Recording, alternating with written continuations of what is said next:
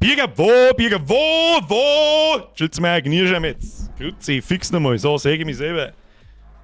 Vielleicht habe ich noch schnell scheißen müssen, was soll ich machen, Alter? Grüezi, fix. 5 Verkackstift. So, ich hör mich selber, das ist auf alle Fälle schon mal scheiße. So, jetzt ist gut. So, warte mal, den Sitz in eine angenehme Position bringen, Tosen wieder da hinrichten, wo es hingehört. Jetzt sind wir beieinander. Timmy Boy, ich bin spät, ich kann es mir nicht verzeihen. Chris zu dir daheim. Rest vom Scheißhausel, Seife, Gackihaufen. Habe! Schon wieder Montag, Kruzifix. Glaubst du es eh nicht? Vogel, erst mal einen Haufen eingerissen, das weiß ich nicht, wie wir sonst fangen. Habe die Ehre an! Den Herrn Firehunter, an den Popper Bulldog. An den Popper Bulldog Fahrer. Na, Stefan kann ich fragen.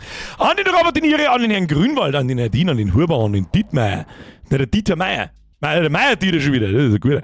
An den Sonntag Ruhitag, an den Forest Quarter, an den Harlequin, an den Bernie, an den Krotzer, an den Capricorn, an den Robotiniere, an den Baltimore, an den Valmano, an den Dave Davis, an den Forest Quarter und jetzt so, sehe ich schon wieder doppelt und dreifach alles. Gibt's wieder am Arsch.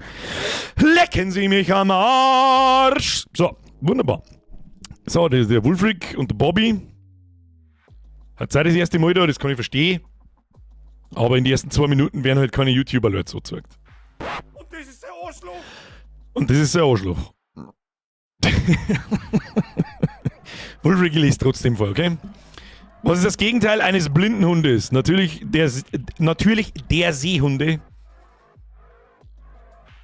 Der Seehunde. Wurde hier etwa gefettfingert? Merci dir. Bobby, merci für 84 Monate. Der auf geht's, Like-Button smashen, nicht vergessen. Da hat er recht, der Speckmeister mit dem Zwiegel.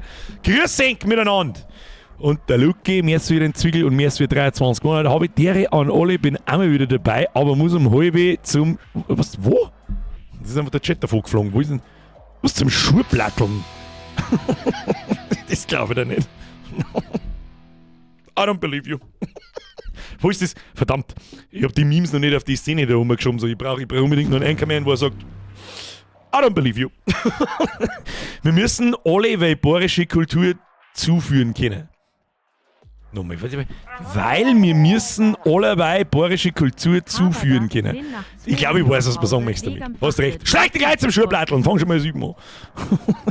Merci dir. So, wer ist jetzt dran? Löwensepp. Merci für 70 Monate. So, auf 70 Monate, Osserbier, lass das schmecken. Und haben wir da, der Schlosser da mit merci für 24 Monate, der Birger, auch einen geilen Stream, das will ich doch hoffen. Ich bin fast ein wenig traurig. Fast ein wenig traurig, dass heute die letzte Woche ist. So, also jetzt die letzte Woche ist. Und spätestens am Mittwoch sind wir fertig. Ich glaube nicht, dass wir heute fertig werden, aber am Mittwoch dann. Dann haben wir Senfgeier, habe ich bin noch 2 Pause wegen am Fachwerk wieder da. Was ist los? Ja, Zombie-Kämpfe, einschießen. Same shit, different year, Alter. Senfgeier, merci dir. Franzen, merci für 53 Monate. Servus Birger, servus an alle narische Teuerin. Ja, so ist recht. Sprengisepp, merci für 66 Monate. Woraus besteht eine kinderlose Ehe?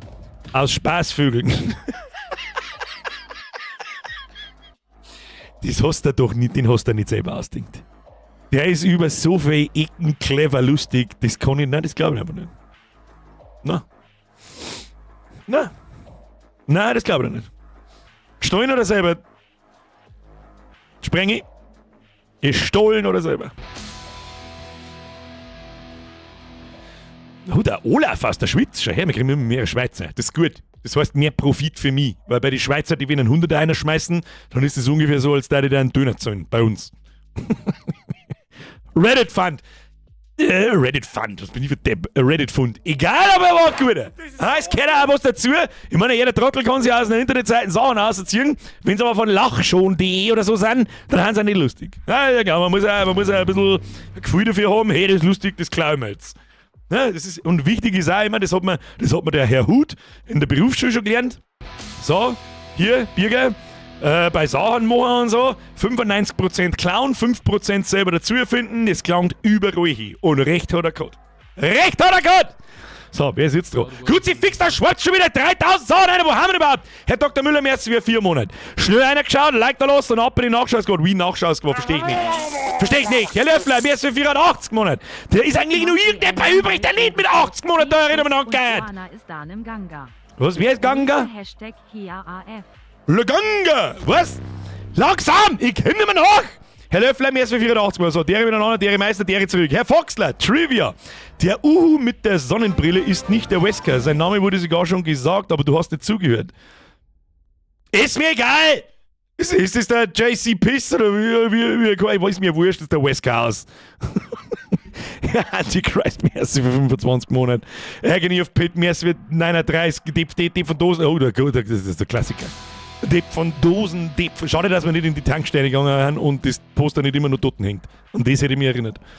DJ Wookie, merci wieder im 5. Hat mir das Real-Name angeschaut, 10 Schuss und einer ist daneben gegangen. Okay. Ich glaube, dass ich zweimal hinter seinem Kopf einen Staub aufgesägt. Da wo ich mir nicht sicher bin, geht der jetzt von seinem Bälle aus oder geht der von der Wind hinten aus? Ich bin mir nicht sicher. Wookie, merci dir fürs Recherchieren. Sumsel Glück, merci für 26 Mal. Endlich mal humane Zahlen. C-Fix muss ich Nachschauungsquote zur Primelung. Warum denn? Ich Nachschauungsquote. Fahren wir leider, dann kann ich gleich, weiß ich nicht, dann kann ich gleich irgendwelche Spiele spielen und das als Video da aufladen. Das ist ein total langweiliger Scheißdreck. Kann jeder Tipp. Gut, daher sitzen nur einfach Computerspiele spielen und in den Chat einblären kann auch jeder Tipp. Aber gut, was soll ich machen?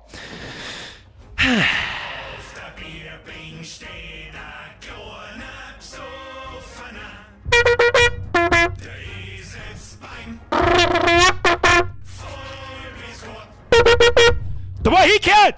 Mr. Nightfall, welcome to the squad. Ab in den Chat, aber der Nightfall, wenn ihr mitmacht. Der ist am Freitag der Keks beim Gruppenschleudern. So. Merci dir, welcome to the squad. Dankeschön. Herr Farmer Live, merci für 12 Euro. Da ist sonst nicht, warum steht da sonst nix? Herr Farmer Live! Da muss ja gerade der Thomas reinschreiben, da kannst du zum Beispiel reinschreiben, hi. Dann sag ich ja, hi, ich sag einfach hi zurück. Herr Farmer Live, merci.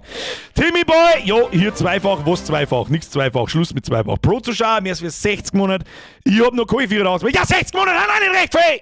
Weiter, entfernt von fragwürdigen Zeitspannen. Wie nennt man das weibliche Kind von Kerzen? Die Tochter XD.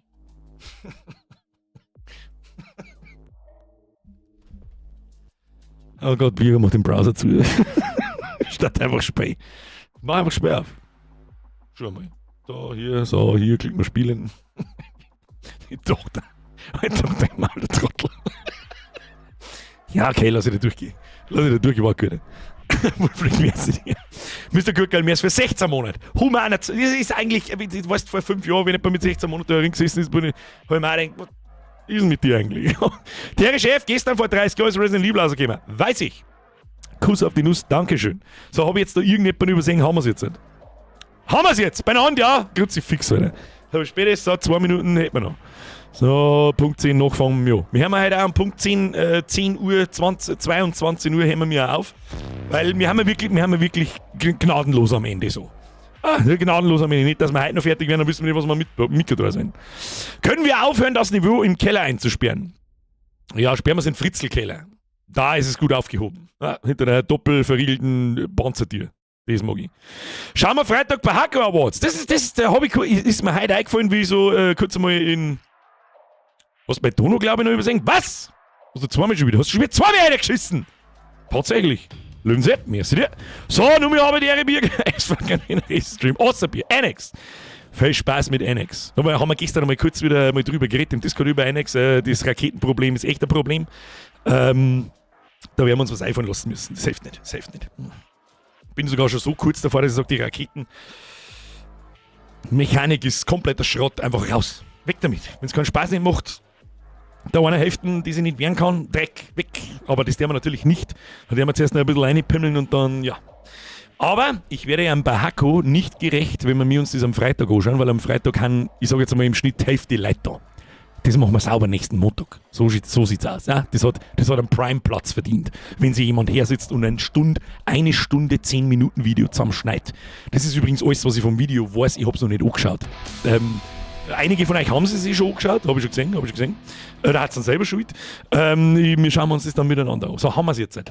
Herr Dragonfly, merci, Sapsen, merci, Mila Mausis, merci, Sebastian, merci. So, wir starten jetzt das Spät 10 nach ist. Fotzen halten, einpimmeln. Hallo Birger, Frage. Wenn du die Chance hättest, in echten Baker sein Haus zu kaufen, würdest du es aus finanziellen Gründen machen?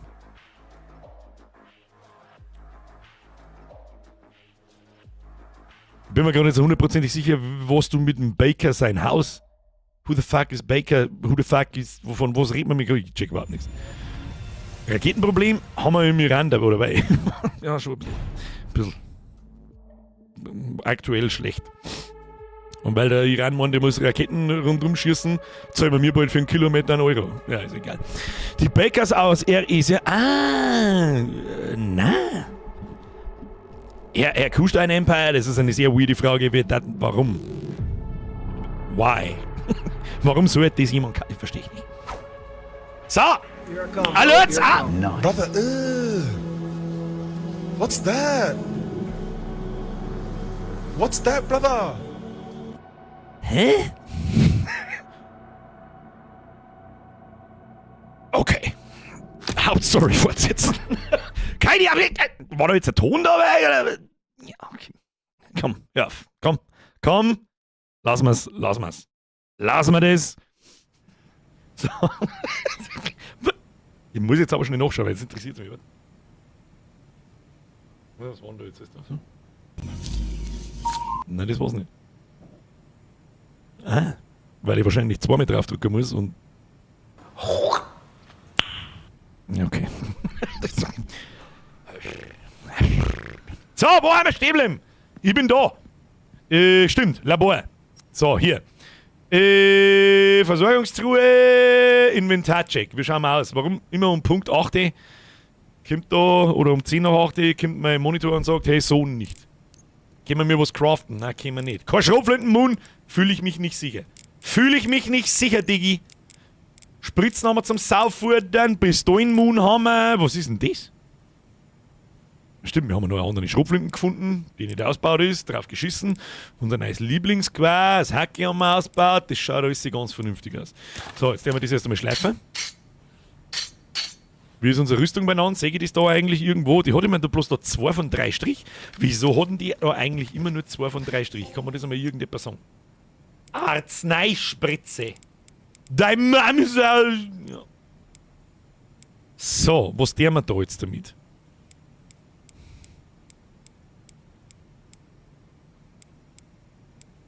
Wir können natürlich. Sollen wir die anderen Schrotflinten ausbauen? Ich weiß nicht, meine, recht viele Waffen werden wir nicht mehr finden. Wir haben relativ weit. Bau's einfach aus, Birger, was das ist! Was haben wir da? Hier, Nachladen, Angriffskraft. 5K, rein! Haben wir noch mehr Angriffskraft? Wo ist die restliche Angriffskraft? Stabilität, ich brauche keine Stabilität. Der Mann braucht Stabilität. Dass man im Scheißen sitzt. Achso, da kann man noch 2 mehr ausbauen. Ja, dann haben wir noch 2 mehr Angriffskraft rein. Die macht einfach mehr Schaden. Ja, was haben wir hier? Nachladen. Nachladen. Da kehrt da so ein Anhänger rein. Das haben wir gar nicht gefunden, also bloß einen. Stabilität. Wer braucht bei der Schrotflintenstab? Warum haben wir schon wieder Herzsalzbein? Was ist denn los? Was ist passiert? Was ist da los? Was ist da passiert? Der Ego. Was ist da los? Ist der Ego? Was ist da los? Ich lese.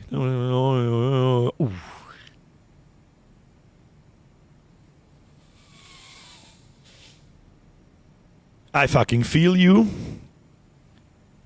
Chat, you know your Aufgabe. Es tut mir sehr leid, Alter. Es ist immer schwierig, dann wieder einen Sprung in das Spiel irgendwie einzufinden. Das tut mir sehr leid. Chat, do your job. Und ich bin einmal kurz 1 Minuten Start und baue einfach irgendwas zusammen da.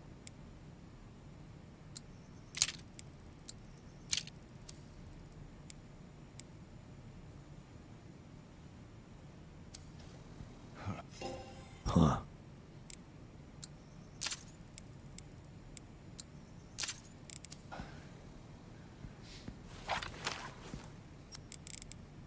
So was die Schrotflinten können wir eigentlich verkaufen.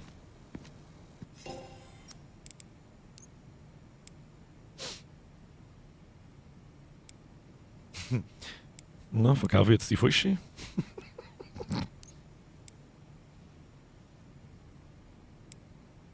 Die Police-Schrotflinten brauchen wir, gell? Ja.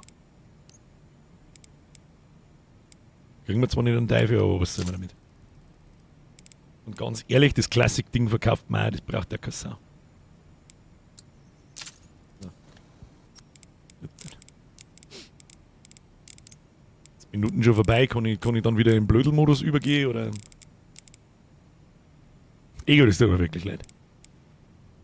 Das ist die letzte asoziale Drecksscheiße, die passieren kann und ich kotze. Ich kotze. So wie es ist. Ich kotze. Dann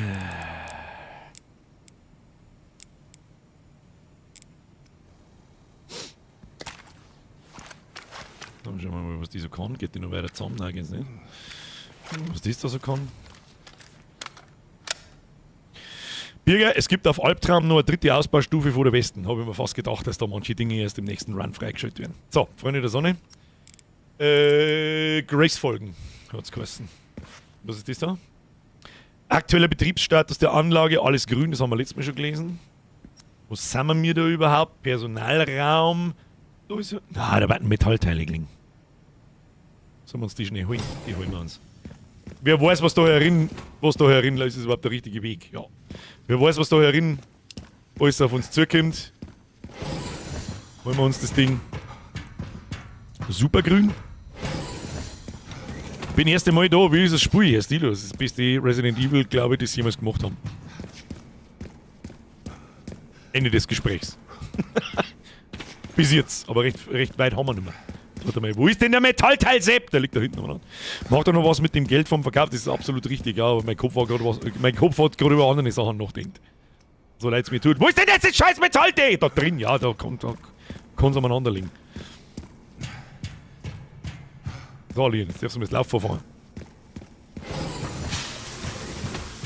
Bin erst einmal da, wie das Spiel habe ich noch gelesen. Oh, Herr Darion. Du warst das, ich hab von deinem Eve-Dingsbums habe ich 4 so Booster gekriegt. Und du bist leider nicht im Discord, da hätte ich ein paar Mal nach dir gefragt. Da wollte ich dir einen geben. Jetzt habe ich es alles selber gebraucht. Jetzt habe ich es einfach alles selber gebraucht. Was soll ich machen? Was ist mir da der an? Da kauft man das noch, da kauft man das noch. Die Classic und so weiter, die kann man uns noch kaufen, gell? Aber drauf geschissen, vielleicht können wir noch irgendwas ausbauen. Ist die Stabilität nachladen? Nachladen, ja, das gefällt mir nicht. Können wir bei der Marksman noch irgendwas ausbauen? Größeres Magazin, Fernrohr ist beschissen. Größeres Magazin, nutzt uns das nicht wirklich. Was haben wir da noch? Schneller nachladen. Größeres Pistolenmagazin, interessiert eigentlich auch keinen. Können wir bei der Requiem noch was machen? Feuerrate, nachladen, ja, das ist gut. Kostet 10k, das ist nichts für mich. Können wir bei der Gal irgendwas ausbauen, weil warum nicht? Einfach Attacks, was so ein bisschen mehr Schaden macht, warum nicht? Alle hau rein. Hau rein, hat man sonst damit. So, kurz noch ein bisschen speichern und dann kann es auch schon losgehen. Hätte ich gesagt. Ah, geil. Ich hab dir auch mal im Discord geschrieben, geht aber nicht. Ja, die Direct Messages geht natürlich nicht, weil sonst bin ich den ganzen Tag beschäftigt mit fragwürdigen Nachrichten. Aber man kann mich markieren im Discord. Bitte nicht jeder markieren wegen jedem Scheiß im Discord. Irgendwas knistert. Nein, das machen wir mit der. Oder wo haben wir? Da haben wir 4. Da ist Mund nicht so da. Das ist okay. So. Du darfst irgendwie so nur 8 Mal speichern. Hast du im ersten Stream gesagt, du speicherst. Ich gesagt 69 Mal. Verdammt. Hab ich das? Ich glaube, das ist eine Lüge.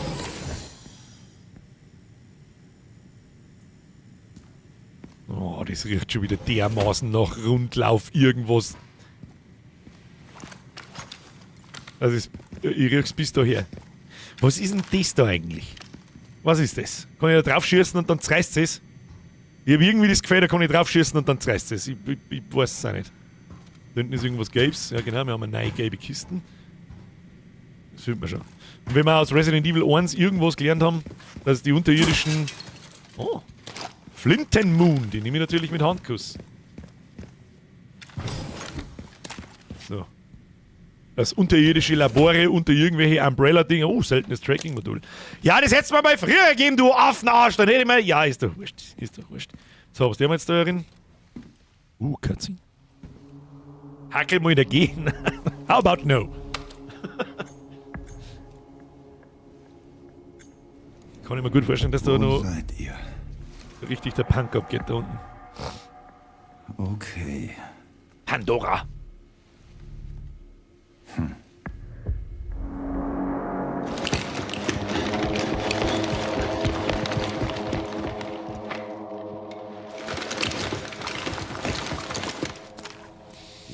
offenbar nicht willkommen.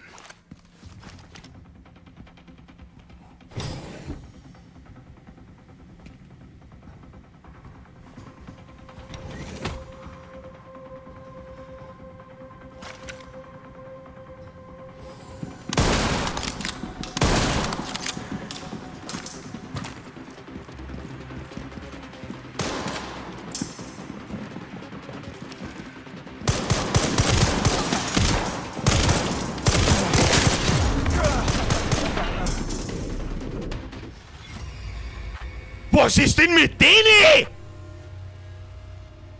Und wieso schießt mein Pistol so derma... Okay. Den haben sie sich verdient. Okay, die haben scheiße grantig, die Typen. Okay, was die haben wir da? Da meine ich, rutschen wir mit dem. Ja, oder warte mal, sollen wir mit dem Ding da?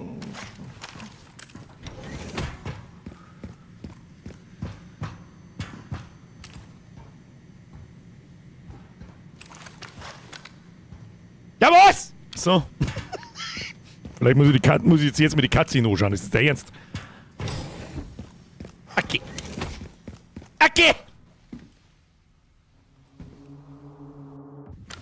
Das überspringen wir Bin jetzt. hier offenbar nicht willkommen. Wieso haben wir keine Granaten mehr? Kann man das etwa sagen?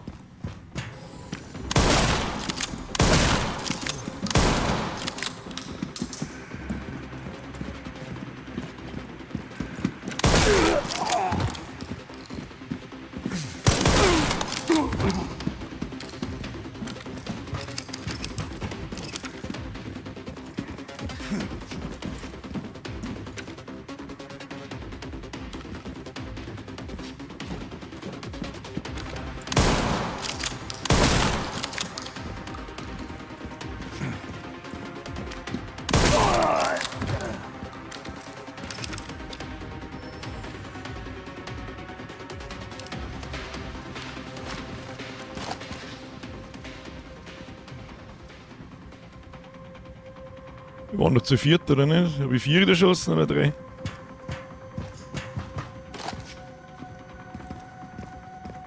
Auf das war ich jetzt nicht gefasst, dass die so dermaßen eskalieren. So wie es ist. Also für das MG kann man so ein größeres Magazin kaufen, das war auch mal eine Idee. Irgendjemand habe ich da in die Fresse geschossen, ohne dass ich gespannt. Ja, wie habe ich den Drast schon erschossen? Da liegt noch einer.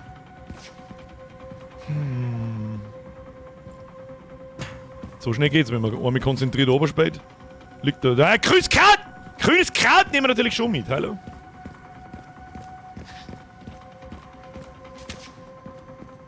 War jetzt nicht gefasst darauf, dass die gleich so grantig sind, die Teufel. Und dann können wir da noch mehr, möchte ich sagen. Ah, mit dem Ding muss ich treffen, gell? Das ist... Müssen wir überhaupt hin?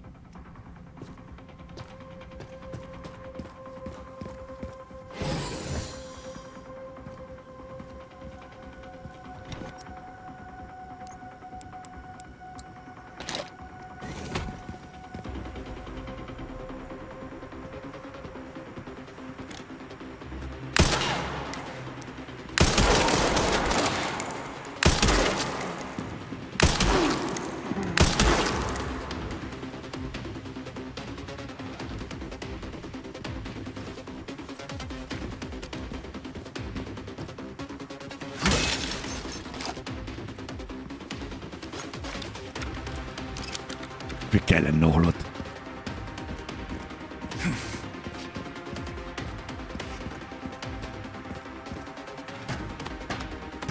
Ich hab da nur Pro-Gaming gesehen. Weiß nicht, wenn das kein Like nicht wert ist, dann weiß ich auch nicht, was das für ein Problem hat.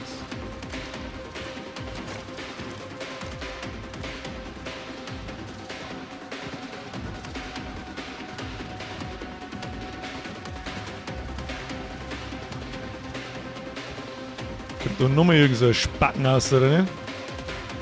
100%ig, wir haben nicht mehr viel Schuss für das Ding, aber scheißegal. Was geht's?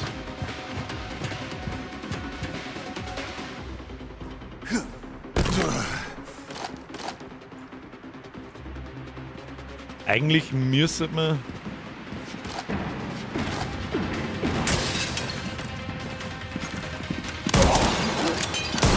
Ein Licker. Ein was?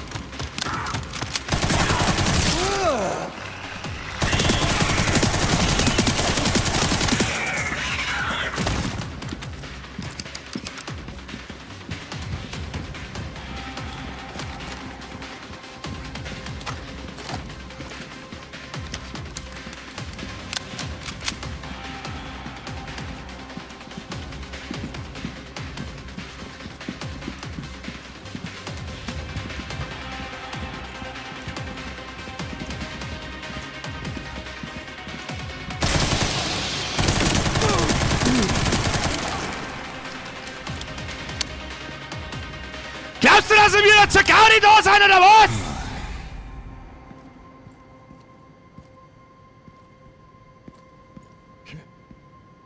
Wieso haben denn die einen Licker dabei, oder was ist denn jetzt kaputt?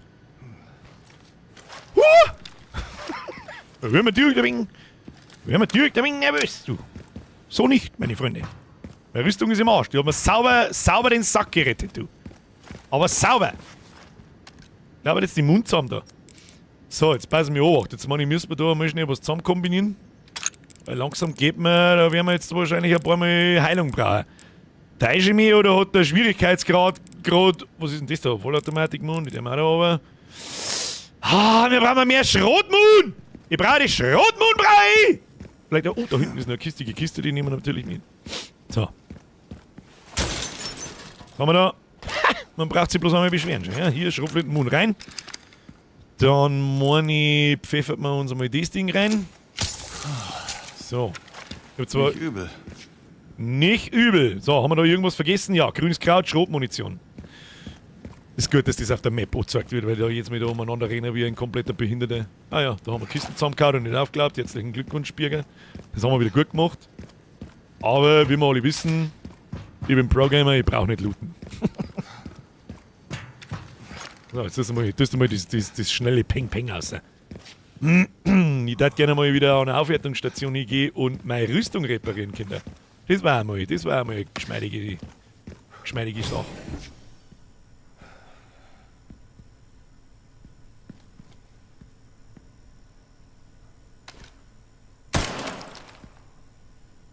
Sicher ist sicher. Drehen wir noch mal um. Ich gehe jetzt Treppen auf. Was haben wir denn da? Was ist denn das da? Eingangsbereich und dann geht's da nach rechts. Ich gehe mit Treppen auf. Hirschi! Schön gesagt. Nicht zur Gaudi da. Ah ja, da schau her, man braucht ja bloß einmal.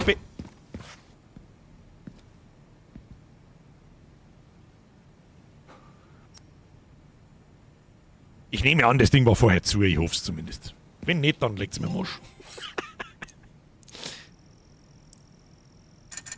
Hier, Monedos rein. Her mit den Monedos. Es gibt ja da noch das Ding.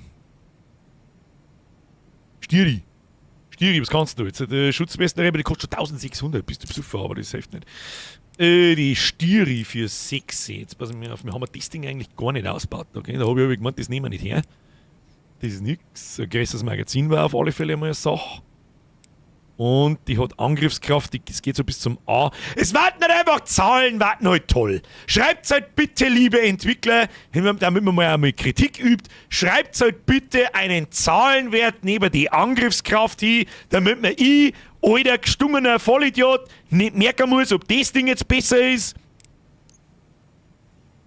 oder das. Und kommt's mir jetzt nicht mit einem Behinderten, du kannst ja irgendwo einen Vergleicher drucken, das will ich nicht! Außerdem hat die viel weniger, die schießt halt schneller wahrscheinlich, oder? Nein, nicht wirklich. Sofort 6 von 10 nur noch. Nix, wir bauen unser Gal aus, Gal ist Gal. Was haben wir da? Das ist Nachladen, geht schneller. Schnelle! Und dann pflanzen wir noch ein Magazin rein. Klang wieder ums Anschlecken nicht. Dann der wir das nochmal neu skillen und passt, dann ist alles verpulvert. Können wir noch ein Neuspritzen kaufen? Auch nicht. Steigst mal am Hut, speichert mal schnell, dann gehen wir da oben und schauen, was passiert. So. Wunderbar. Ist doch Vergleich da, auch ohne Drucker. Ist mir egal. Ist er wahrscheinlich. Ist mir aber scheißegal. Ich mag nicht suchen müssen. Ich mag da einen Zahlenwert stehen am Ende des Gesprächs. So. So, was ist jetzt da herinnen los eigentlich? Im Ark stehen Sie fortwährend unter Beobachtung. Sie werden gebeten, stets in den ausgewiesenen Bereichen zu bleiben. Das Aufnehmen und die Übermittlung von Informationen sind strengstens untersagt. Ihr wollt es sehen und wollt es wissen und ich wollt es auch wissen. Sagt es nichts anderes. Gehen wir mal nach rechts. Gehen wir mal nach rechts. Was ist denn da hier? Weiß ich nicht. Sterbegymnastik. Diese weirde. Diese ultra weirde. Do not enter. Kennst mir. Schaut nach Stress aus. Ich geh lieber in die kleine Tür. Schauen wir erst, was da so los ist. Ah, da gibt's Loot schon, ja? So doch. Loot und was zum Lesen. Schöne Wörter mit L. Looten, lesen.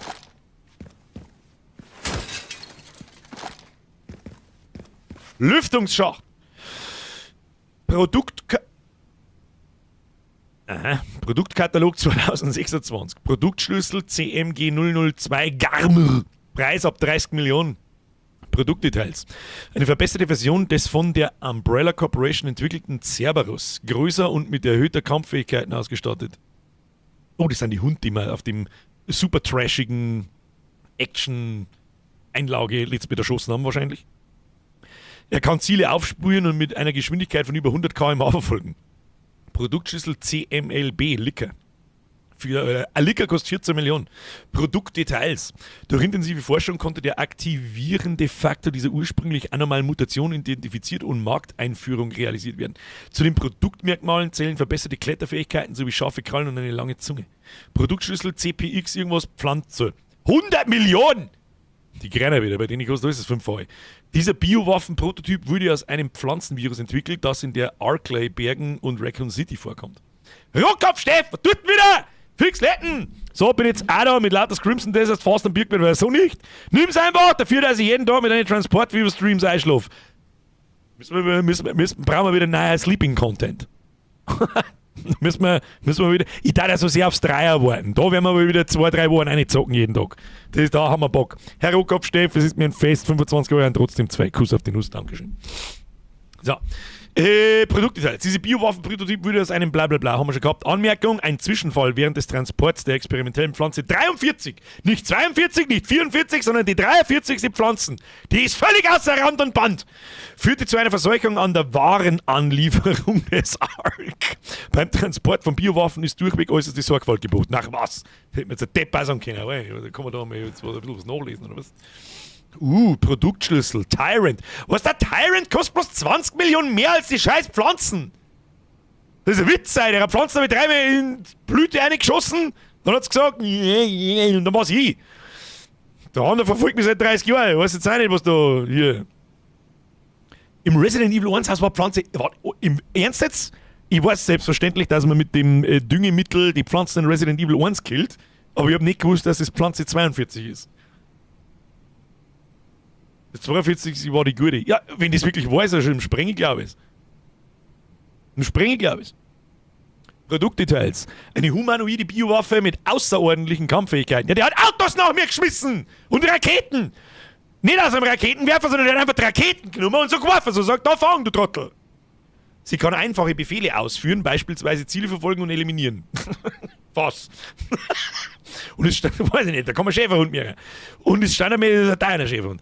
Und ist standardmäßig zur Tarnung mit einem Mantel ausgestattet. Das ist das Geilste eigentlich. Das ist halt wirklich so, dass diese Tyrant und Mr. X-Typen, die haben, da legt Umbrella anscheinend sehr viel Wert drauf, dass die undercover gehen können. Ja, weil er einen Trenchcoat und einen Hut aufhat. Ja, aber komisch. Der 2,80 Meter Hühner, der breiter ist als ich hoch, der fällt mit Sicherheit nicht auf. Weiß ich nicht. The Stealth Tyrant, ja. Oh, was haben wir da? Produktschlüssel CMNE. Nemesis. Ist das der Nemesis aus dem Dreier? Preis auf Verhandlungsbasis. Da hat es ja bloß einmal gegeben. Den haben wir kaputt gemacht. Außerdem sehe ich von da im Kleingedruckten, dass da 130 Millionen steht. Dieses Serienmodell beruht auf dem parasitären NE Alpha der Umbrella Corporation und legt den Schwerpunkt auf Kostensenkung und Leistungssteigerung. Wiederholte Verbesserungen konnten die physischen Fähigkeiten und die Regeneration unabhängig von der Kondition des Wirts deutlich steigern. Das heißt, das kann ich am 4-jährigen hier Virus, dann bist du vor mit 3,80 Meter groß und schmeißt mit Raketen noch Leid. Was haben wir da sonst noch? Schluss jetzt. Alex, mir ist für den Zwiebel. Grüße aus Salzburg. Grüße nach Österreich zurück. Schöne Grüße zu meinen Lieblingsnachbarn natürlich. Bericht. Biowaffenforschung Raccoon City. Wie bereits dargelegt, nutzt das ARC die besondere Umgebung Raccoon Cities zur Erforschung und Entwicklung von Biowaffen. Insbesondere, ich hätte jetzt einmal mit der Scheißdonnerei auf, wenn man Speinkruzifix. Der Sachse meines Vertrauens war im Krankenhaus wegen meiner Lunge. Weißt du, wie er nur umeinander rauchen muss den ganzen Tag? Hab nur den rechten Lungenflügel seit einem Jahr. Schönen Abend euch. Um Gottes Willen.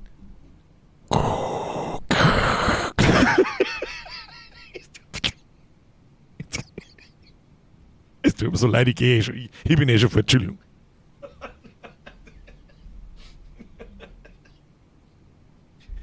Bürger, ich bin dein Vater. Es tut mir leid. Was? Haben wir da irgendwann? Der passt auch nicht, aber ist egal. Jesus Christ. So. Wo haben wir stehen? Insbesondere die Experimente zur Infizierung von Zombies aus. Ja, Herr Sachse meines Vertrauens, ich hoffe, du bist lange nur dabei und weißt, was geworden ist. Gute Besserung, I guess. Merci dir. Insbesondere die Experimente zur Infizierung von Zombies aus der Gegend. Wir kennen sie nicht, die Zombies aus der Gegend mit dem mutierten T-Virus-Stamm haben reichlich Experimente. Ich will kurz was trinken. Insbesondere die Experimente zur Infizierung von Zombies aus der Gegend. Mit dem mutierten T-Virus.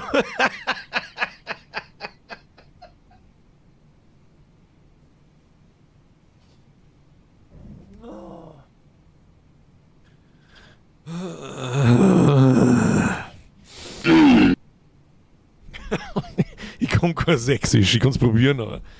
Dieser Habisch ist ebenfalls. Nein, das darf man nicht, das kann ich nicht. Nein, das darf man nicht. Das kann ich nicht. Nein. Diese haben sich ebenfalls als wirkungsvoll gegen die Versuche der BSAA erwiesen, das ARC zu zerstören. Die Entwicklung einer neuen Biowaffe anhand der gewonnenen Daten befindet sich in der finalen Phase. Können wir die Freigabe für sie erzielen, reden wir auch für das nächste Jahr mit steigenden Profiten. Das ARC ist jetzt der führende Biowaffenhersteller in Nordamerika und wird auch in Zukunft uns und den Vereinigten Staaten große Vorteile verschaffen. Wann zur verfickten Hölle hat nur eine Sekunde diese Umbrella Corporation irgendwelche Vorteile für die Vereinigten Staaten herbeigeführt und nicht bloß Chaos verursacht und Städte kaputt gemacht? Weiß ich nicht, was für eine Welt leben die? So. Haben wir jetzt fertig da. Müssen wir doch in die große Tür rein. So.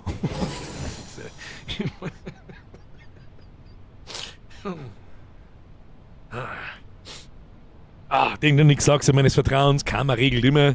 Spätestens in 2 Stunden habe ich mir irgendwann Zeher oder. Verstärkung ist unterwegs. Nicht nötig. Ich kümmere mich selbst um ihn.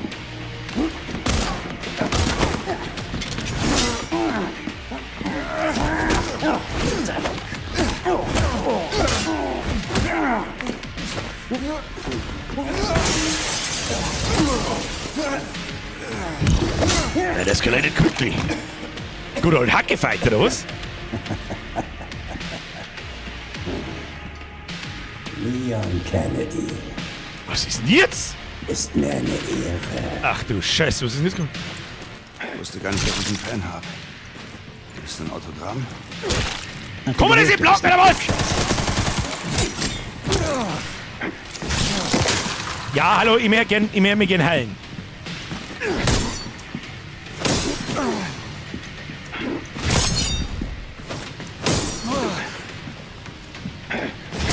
Du möchtest Nahkampf, den kannst du kriegen, du Pisser. Wieso mochten wir dir die ganze... Okay, das ist not how it works. Hab schon verstanden.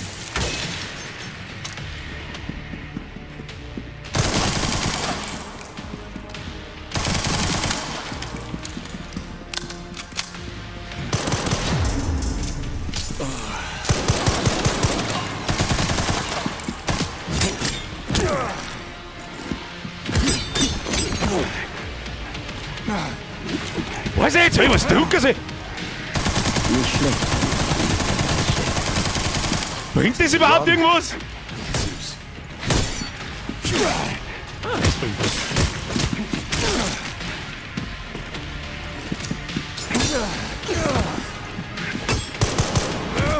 What the fuck is happening?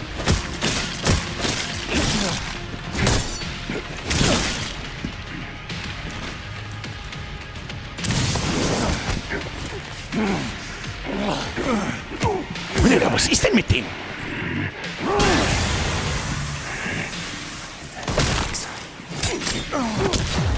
Was ist denn mit dem? Der ist am fucking Crack! You good boy?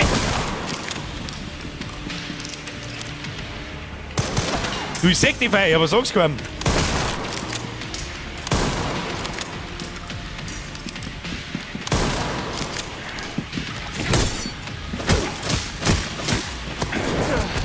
Ich hab doch geblockt!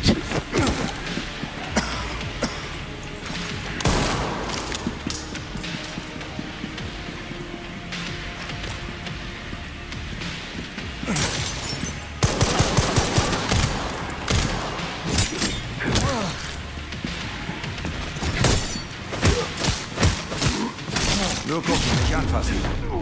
Spar dir das. Mich hält nichts auf. Haut zu, wer Vollgasnarrischer! Können wir dem jetzt einmal irgendwie... Ja, ja! Jetzt können wir der auch schon nicht, da haben wir's jetzt! Ja, Grütze, fix! Da kommt einfach der Crack sein beinahe und ist Vollgas auf Droge oder was weiß ich, was mit ihm ist! Wurde kurz aufgehalten. Der Kommandant! War ein zäher Brocken. War ein Zerbrocken! Da kannst du mal hier... Ist das ein ziemliches Kompliment? Mortal Edge. Ein beeindruckendes Mordinstrument. Schaut genauso aus wie meins. Hat in seiner langen, blutigen Geschichte unzählige Leben gefordert. Eignet sich perfekt zum Parieren. Von unscheinbarem Aussehen, doch in geübten Händen verwandelt es sich in eine tödliche Waffe. Und jetzt?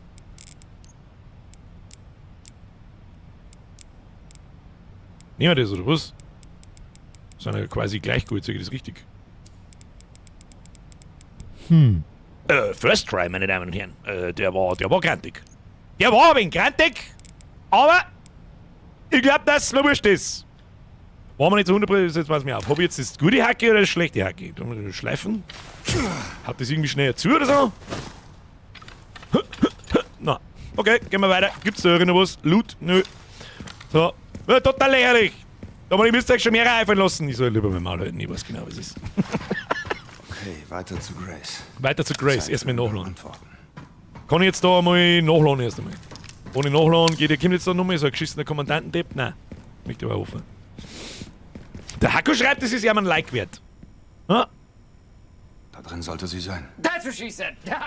that's what she said. So, mach auf jetzt den Pups. Ich kann mir vorstellen, dass die Nachfrage nach Hacki demnächst steigt. Ich hab da das Gefühl, ja.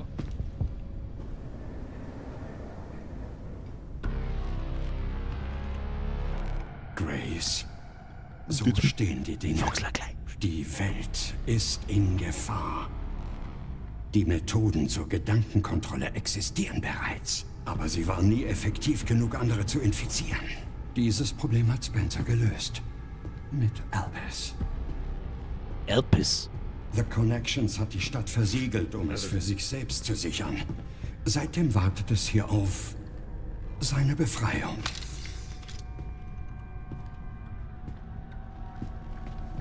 Was ist hier los?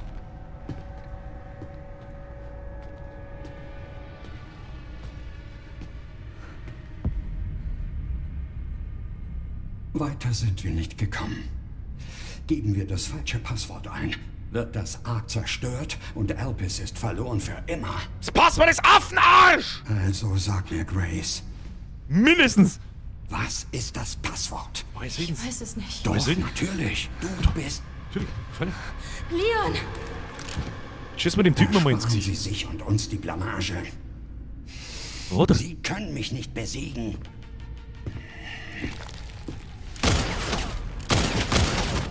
Deswegen's Hacking. Cooler Auftritt.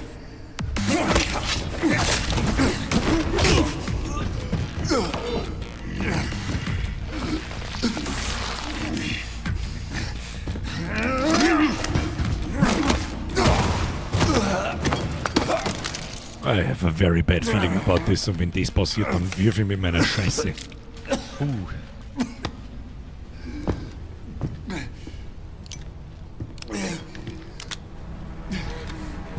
Keine Bewegung!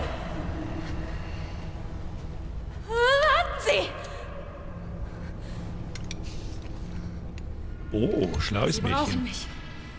Richtig?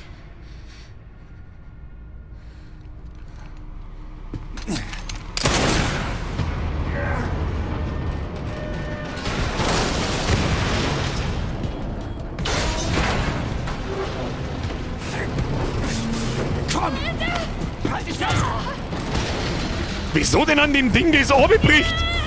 Why? The fuck are you doing?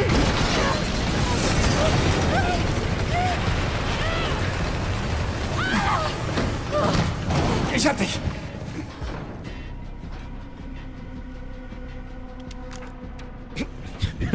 Mich nervt das. Oh. Ist dir gut? Mir? Ging mir noch nie besser. Ja, das Gefühl habe ich auch. Da hat der Sauer in den Kehlkopf eintroschen, du. Eigentlich müsste es hier sein, wenn ich so drüber nachdenke. Wo glaubst du, führt das hin? Frag mich was Besseres. Wo glaubst du, führt das nicht hin? Da war der gelbe Kantenmaler, glaube Lass ich. uns abspringen. Na los. Wie abspringen? Eine in den Letten. Was jetzt? Leon. Leon!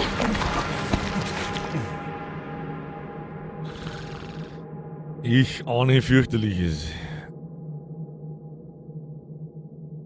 Oder?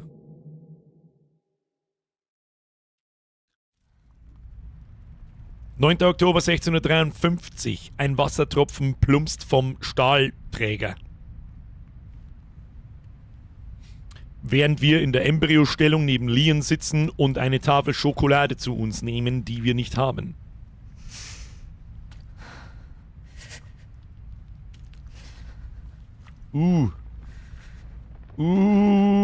Gar nicht gut.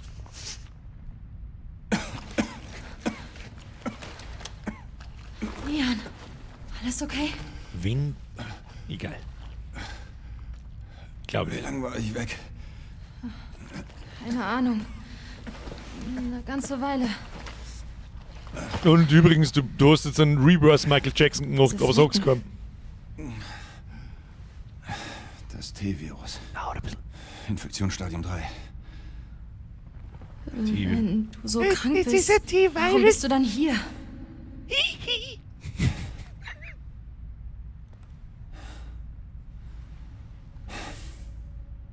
Dieser Ort. In Raccoon City hat alles angefangen. Als das alles losging, konnte ich... Verdammt, ich konnte absolut nichts tun. Darum bin ich hier, jetzt. Da zwirbel ich mir doch mal den Schnäuzer. Wir können sie nur nicht aufhalten. Er sagte, du hättest irgendein Passwort. Was meinte er damit? Ich weiß es nicht. Tut mir leid, Hey, Sie ist auf alle Fälle hundertprozentig der Schlüssel zu seinem Gegenmittel. Da gebe ich dir Prävensil. Da, hier, den Kratzer an meinem dort. Geh zurück. Und zerstöre Elpis. ich komme mit dir. Auf keinen Fall. Ich will nicht noch mehr Dinge bereuen. Egal was passiert, ich komme mit.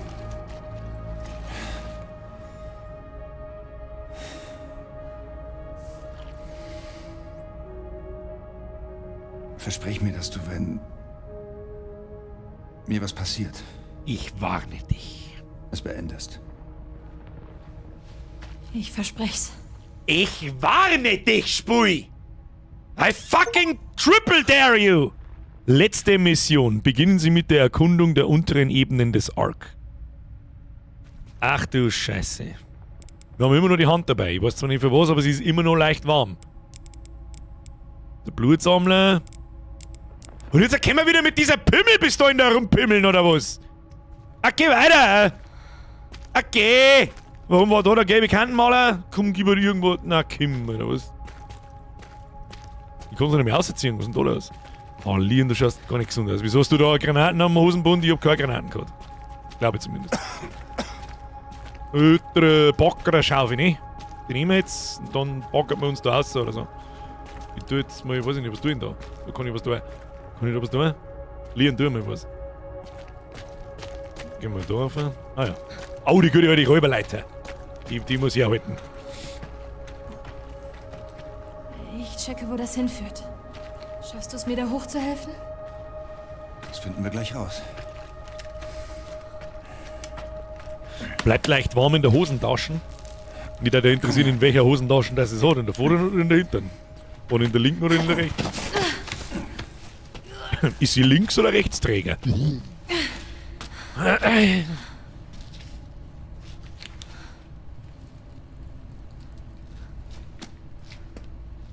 Schön vorsichtig da oben, okay? Na klar.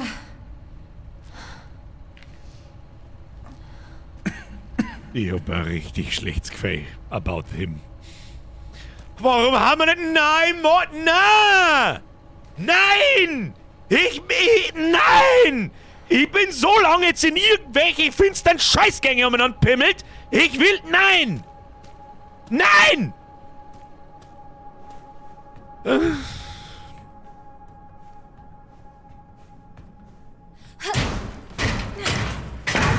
Ja, hat mit Sicherheit keiner gehört. Der Commander, wenn Kim ist gefickt, du Rind. Warum ist jetzt so wieder auf einmal überall das Licht aus? Vorher war alles schön weiß, hier hell. Sehe ich, wo ich hinschiere. Oh Gott. Ja, jetzt kann ich wieder mit 21 Schuss umeinander zipfen. Was ist... Tu mir die Trompeten jetzt da weg, weil jedes Mal, wenn ich mit der Maus nach rechts fahre, was ist da hinten? Oh.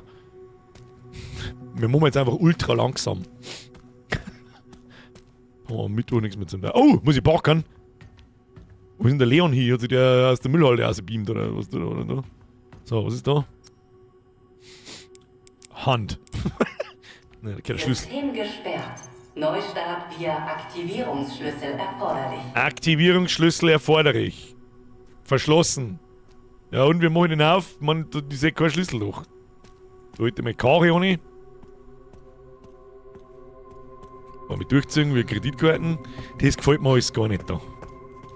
Das gefällt mir alles überhaupt nicht da. Ultra lang, Grace war noch nie recht schnell, stimmt.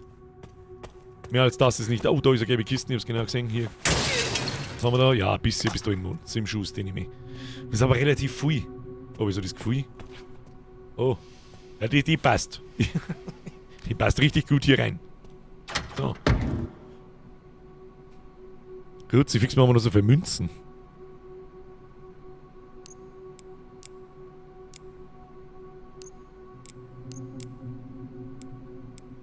Nehmen wir mit. Leere Spritze brauchen wir nicht.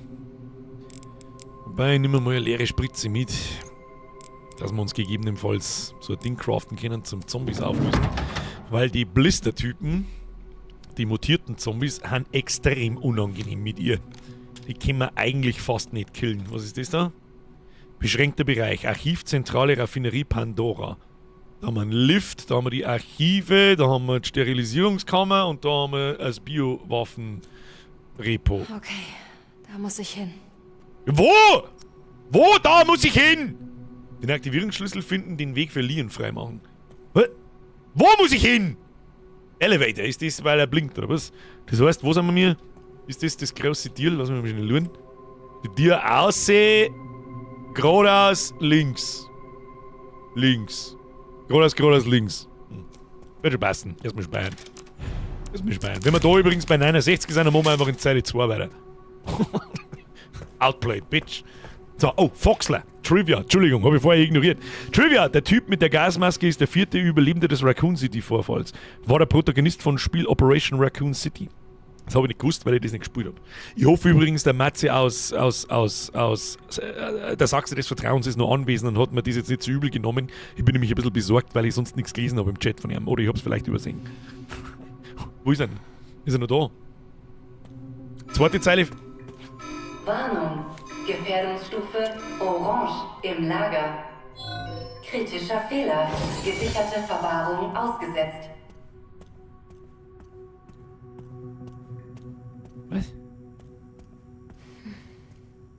Natürlich ist die scheiß Bumsbude wieder zu, das war klar. So. Muss ich nochmal schnell zurück, was für ein Magnetlesegerät? Was für ein Magnetlesegerät? Ich tue mir mein Mikrofon weiter weg dann.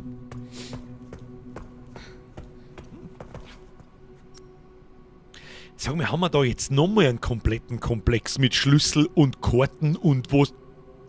Okay, haben wir vielleicht doch noch nicht so weit, wie ich das dachte. Komm, Grace, ein bisschen schneller, ein bisschen, komm. Na gut, schauen wir mal, was da los ist. Wie viele Schuhe haben wir? 27. Herr Seis, wie heiße ich auf OnlyFans? onlyfans.com/geldgeiler Wichser. Ich glaube mit 2x.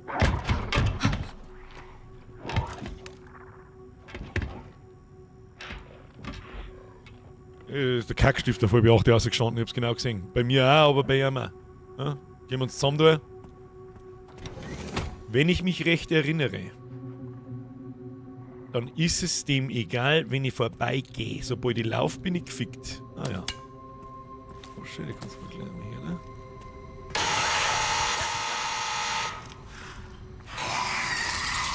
Es sieht nichts. Alter, ich hab die Flaschen dahinter gehabt.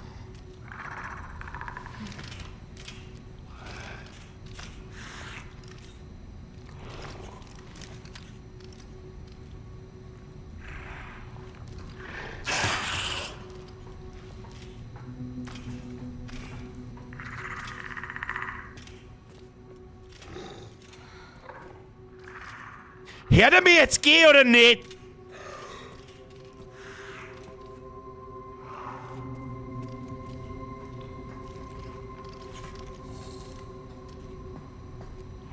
Kannst du jetzt da mal ver... Mein... Okay, Mann, was ist denn das wieder für ein Witz? Das ist grüne Kraut und da ist was zum Looten. Ich mag das Looten. Geht's einfach. Tschüss dann. Oh, oh, oh, oh. Schon verstanden.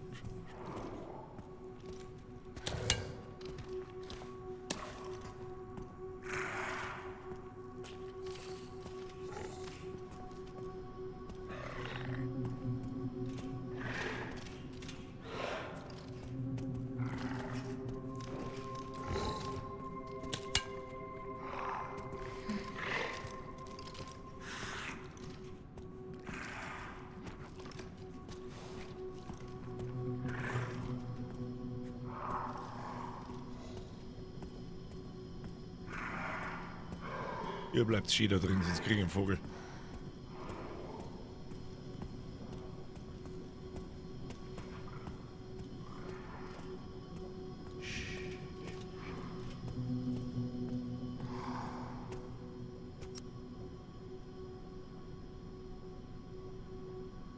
Grüne Kraut ist mir noch wurscht. Das Messer können wir definitiv brauchen.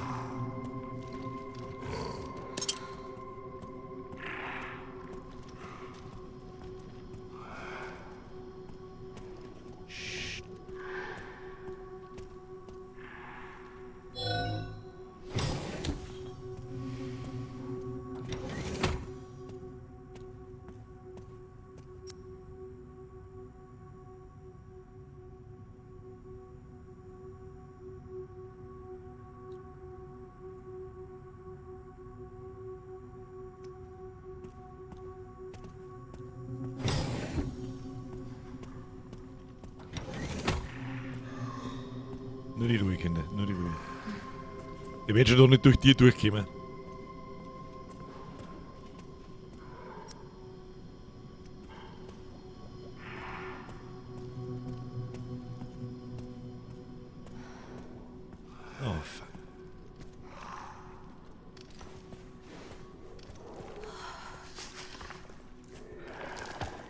Problem ist jetzt der Zombie-Depp da drin. Weißt du was? Da schleichen wir uns jetzt von hinten an und mir löst man auf.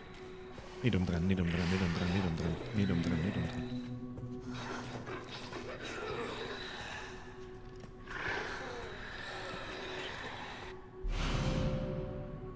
Eine mit konzentrierter Schwefelsäure gefüllte Flasche, sehr wirksam bei Gegnern mit ungeschütztem Gewebe.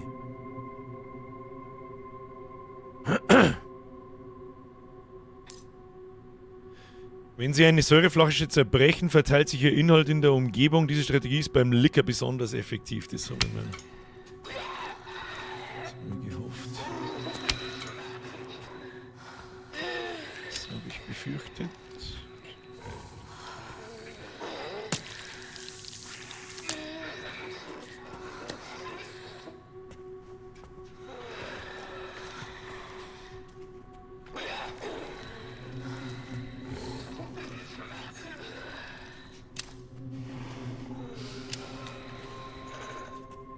Ja, aber wie? Ich komm da nicht weiter. Was soll ich hier?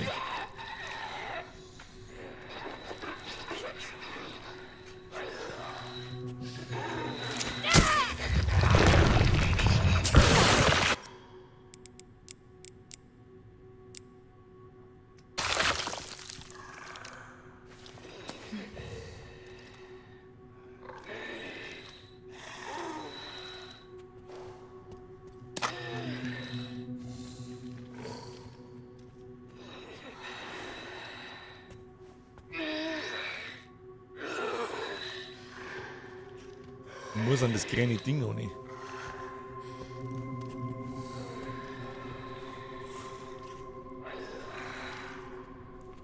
Haut dies hin, wenn ich von da unten auf den...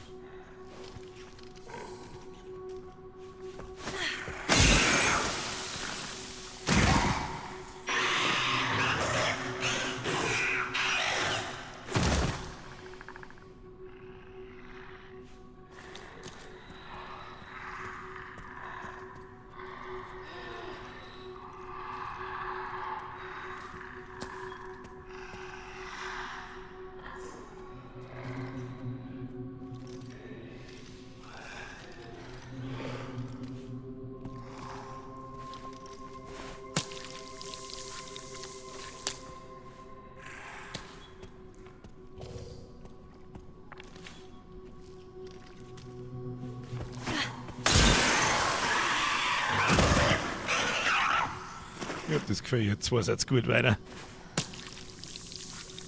Ich habe das Gefühl, ihr zwei seid richtig gut weiter. Und jetzt können wir den anderen Zombie da drin kaputt machen. Die Frage ist bloß, er bleibt nicht allein, das garantiert.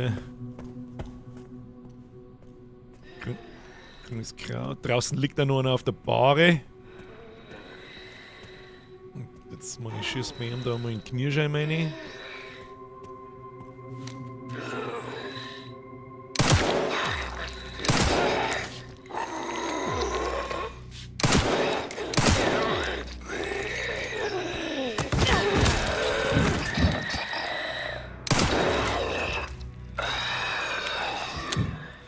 Sehr schön. Können wir was craften? Oh! Molly! Da tust du mal ein Molly. Oh, wir können die Flaschen noch brauchen zum Sahne ablegen. Ja, wir haben 2 Flaschen. Wir haben 2 Flaschen. Da bauen wir uns einmal einen Molly. Den können wir auf alle Fälle mal brauchen. Beißen oder so darf man sowieso nicht lassen.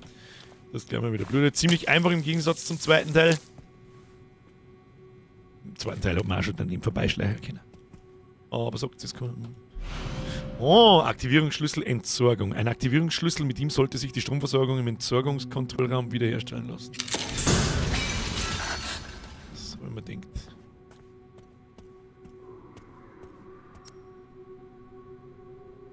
Das ist jetzt das Ding da herunten, gell? Wir müssen jetzt da komplett wieder zurück. Kriegen wir schon. Chill. Wir haben nicht lange gemacht.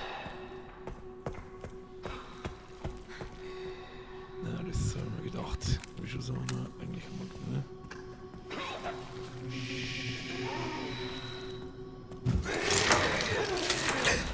Ja, das... Nick, hallo!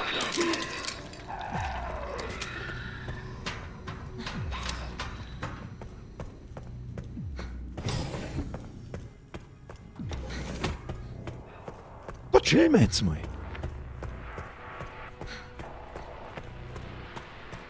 Keine Ahnung warum, aber ich lebe noch. Naja, es war jetzt nicht so. Ultranärrisch. Und dann müssen wir eigentlich wieder... Ist das der Schlüssel, den wir... Ein Aktivierungsschlüssel. Mit ihm sollte sich die Stromversorgung und Entsorgungskontrolle wiederherstellen lassen. Also das ist das, wozu wir am Anfang gekommen sind.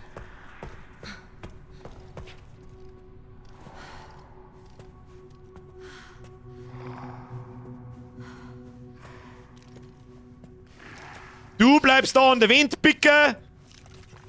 Seine nette, ich scheiß dich nicht an, du scheißt mich nicht an, Vereinbarung. Aber die Dinger haben halt mies, weil du von den Zombies nicht davonlaufen kannst und schießen kannst du auch nicht.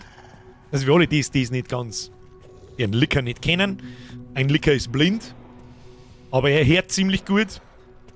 Und wenn du das Laufen anfängst oder das Schießen anfängst oder sonst irgendeinen Blödsinn anfängst zum Treiben, dann kommt er und hackt dir den Kopf ab. Das ist die Frage. Ja, pieps ein wenig laut, ist ja keiner da. Himmel, Sackelzement nochmal.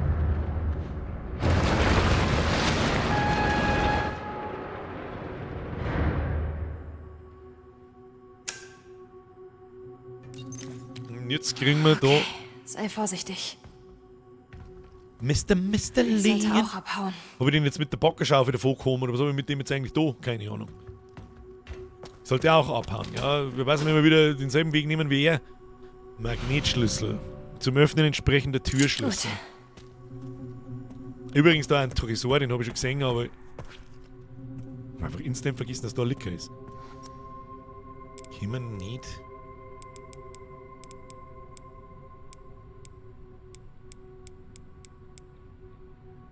Können wir alles nicht brauchen.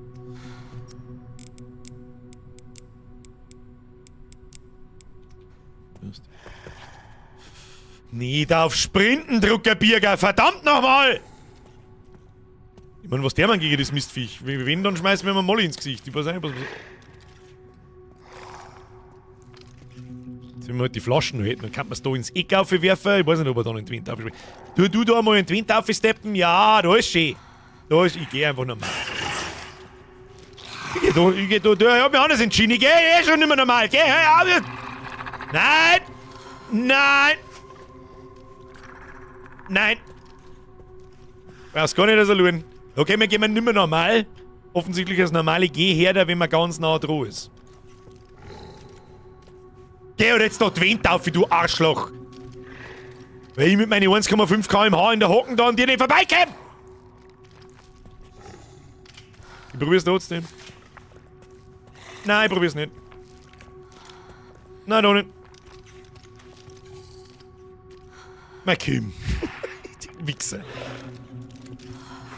Geh noch mal da in das linke Eck hinter. Ja, da ist schön. Da gibt's ja Happy. Happy, Mikkel drin. Ja, Kim, ich geh jetzt da vorbei und tu jetzt den Futzen. Tschüss.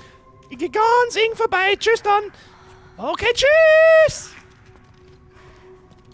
Da kannst du umeinander geschwellen. Passt schon. Wenn wir noch ein bisschen in der Hocken umeinander.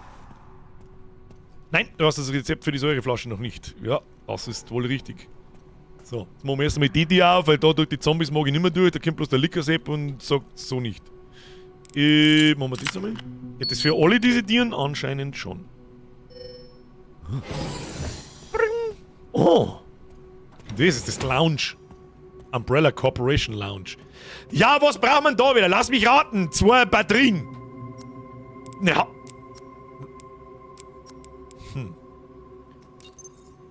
Einen Weg finden, die Tür zu öffnen, was auch immer das ist. Anscheinend brauche ich entweder ein rotes oder ein weißes Licht oder irgendwas, was rot und weiß leuchtet. Was macht es? Es leuchtet rot und weiß. Gefährdungsstufe Rot im Lager. Was für ein... Dein Name ist Lager. Kontrollzentrale Noah wird neu gestartet. Oh nein. Was wird neu gestartet? Das habe ich gar nicht auf. Toll, was gibt's jetzt so? Sie können jetzt Folgendes herstellen. Säureflasche und verschiedene andere Gegenstände. Das haben wir nicht hinschreiben können. Das kann ich denn herstellen? Was braucht denn so ihre Flaschen? Blut und eine Flasche? Müssen wir eigentlich bloß Blut zusammen sagen.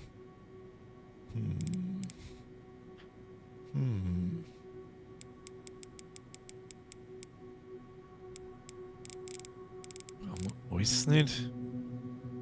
Wieso kommen wir immer noch... Was braucht das eure Flaschen? Blut. Oh, das kriegen wir schon. Kriegen wir schon. Da haben wir noch mehr einen Tresor. Was haben wir da? Zugriffsprotokoll, 51. Versammlung. Überprüfung der Anfrage auf Datenbankzugriff. Folgende Daten wurden gefunden. Sitzungsprotokoll der 51. Versammlung. Aufgezeichnet von KI-Kontrollzentrale N0AH. Der Staat!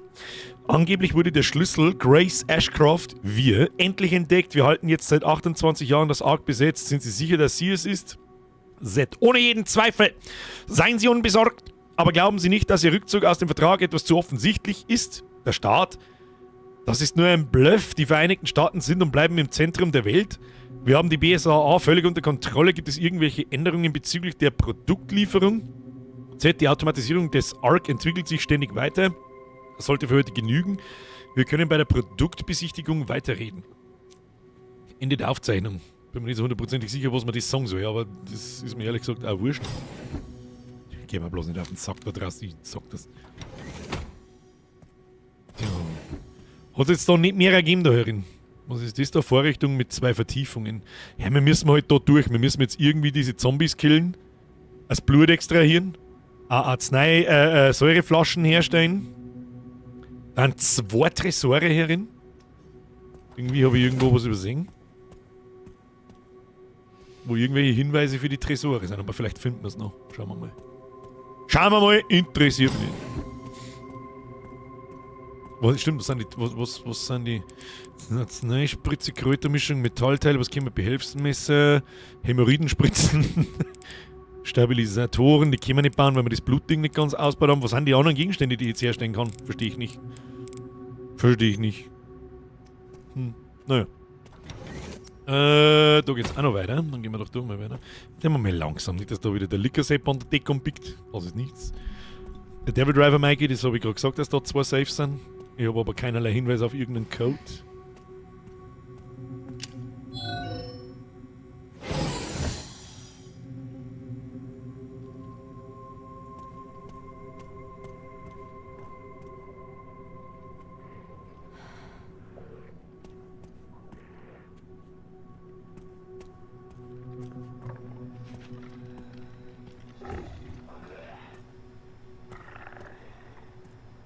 Ich versuche da gerade durch die Schlitz durchzuschauen, ob ich da irgendwelche Unangenehmlichkeiten sehe und ich sehe es nicht, aber ich höre es.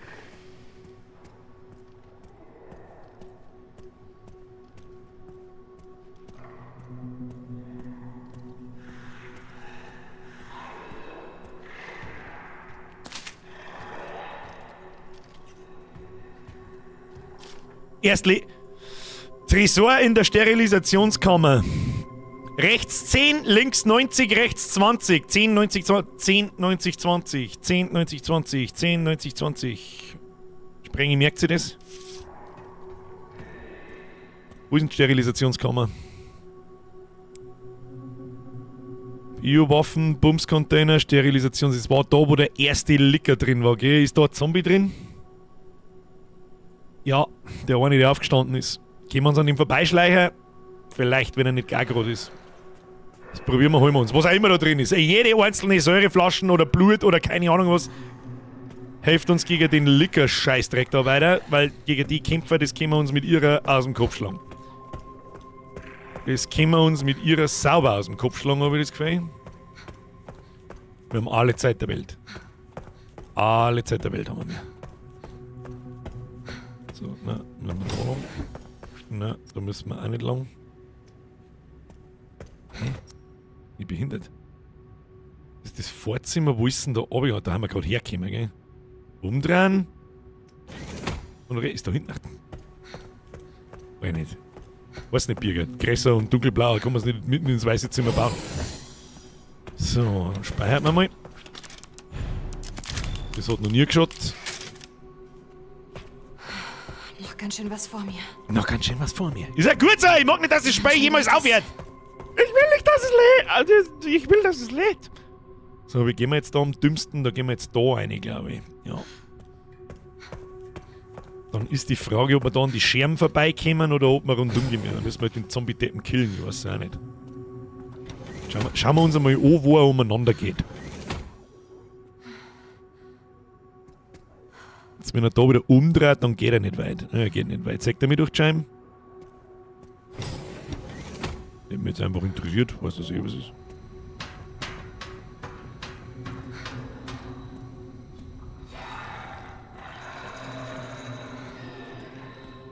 So, wo waren wir? Rechts 10. Links 90. Rechts 20. Nein, es ist bloß ein Molly. Gut, dann können wir gegen Zombies aber.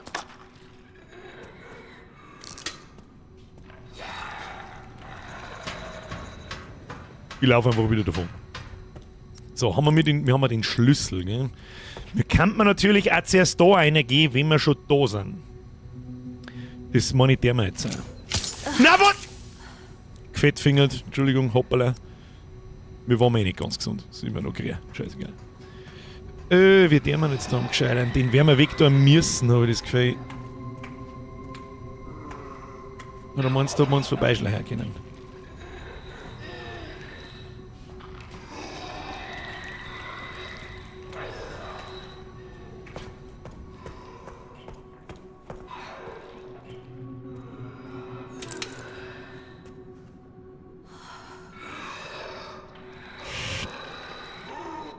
Und dann da drin rechts in die Tür rein. Okay, kriegen wir schon.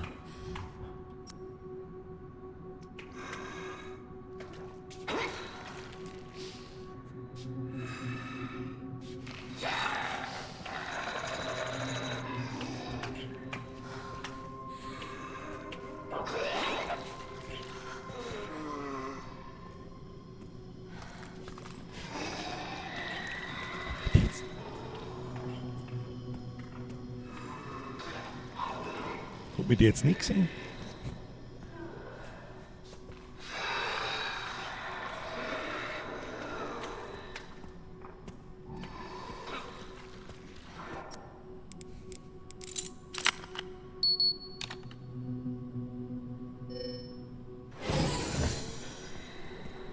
Was hab ich noch wahr gemeint, dass da ja nichts feit oder was? Da liegt einer, ich sehe ihn genau. So, was gibt's da in der Reinraum? Ich wäre aber gerne im Rausraum. Und was soll... Ah ja.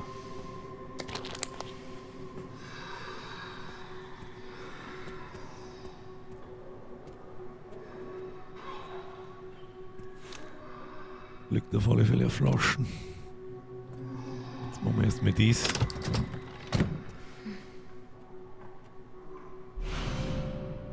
Animus-Sphäre. Eine prächtige tiefrote Kugel wird für den Zutritt zum Verwaltungsbereich des Ark benötigt. War klar.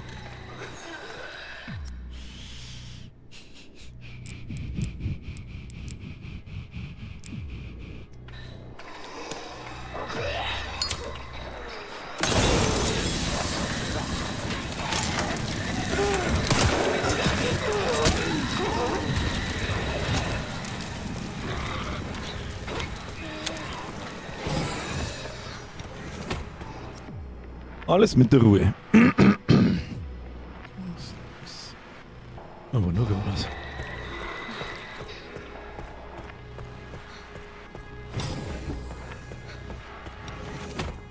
Die lassen wir da! Die lassen wir da drin stehen! Was hat mich da eigentlich aufgeklappt? Ein Molly habe ich aufgeklappt, oder? Können wir jetzt da mal... Verdammt nochmal, wieso kann ich nicht mehr noch keine Säureflaschen nicht... Müssen wir einen Zombie killen oder was weiß ich, was wir da müssen damit? Muss man so... Oh, die kommen. Schleicht euch! Die lassen wir in Ruhe. Die gehen schon wieder. Die gehen schon wieder. Ich hab zwar irgendwie das Gefühl, dass ich da noch mit durch muss. Und dann haben die Typen ein Riesenproblem. Aber das... Wir werden sehen. So, ich muss immer noch zum Elevator, habe ich das Gefühl. So. Wir haben unser Inventar ist ein bisschen überfüllt. Das ist alles, was ich weiß. Das machen wir doch mal so. Dann machen wir so. Dann machen wir so. Da verlieren wir 10, ich weiß schon. Aber wir gehen eine Säureflasche herstellen und das ist unser fucking Lebensretter. Die Larry Spritzen können wir nicht brauchen. Da rennen wir das Klump rein. Ich glaube, das brauchen wir auch nicht wirklich. Messer hat uns gerade sauber einen Arsch gerettet. Die brauchen wir nicht. Ich weiß nicht, ob wir die Hand brauchen. Tu die Hand jetzt einmal aus meiner Hosentasche raus, Kruzifix. So. Und das ist auf 3, 4 und die Ablenkungsflaschen auf 1. Die sollte man aber auch nicht schmeißen, weil je mehr Säureflaschen... Ich habe so das Gefühl, das einzige Problem... Ja, da, hier. Das Arschloch da unten. Sollen wir gleich weg tun, oder was? Oder können wir uns die Scheiße sparen? Nein, wir brauchen das für unten. Haben wir mir gerade gespeichert? Geil, für das Hackerl an der Hand, was ich weiß nicht, was das bedeutet. Mann, Licker Sepp, geh halt bitte die Wien taufe oder irgendwo, hey! Du kostet bloß Zeit! Schleichi, schleichi, schleichi, schleichi! So, du bleibst jetzt da 2 Sekunden bitte schon im Eck stehen, bevor es dich umdrehst. Dankeschön.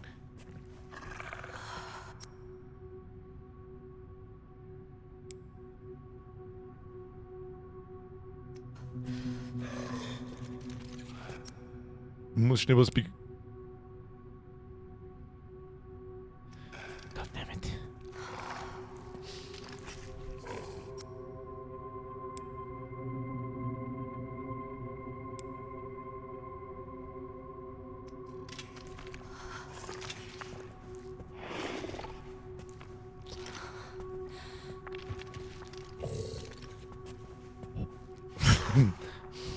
Ja, ich will bloß schauen, ob er noch da ist.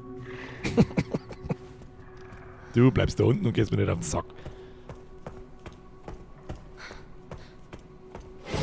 Aha, das haben wir gesucht.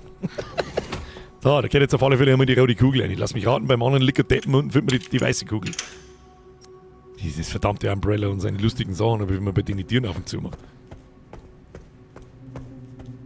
So, wo ist da gleich wieder hingegangen? Der Kontrollraum. Da hätten wir noch mehr einen Tresor drin. Lass mich raten, da wo wir jetzt gleich hingehen, finden wir den weiteren Hinweis. Das da herum schaut auch so verdächtig nach so einem Rundlauf schon wieder aus. Da klang ich auch schon wieder komplett. Oh, klang ich schon wieder!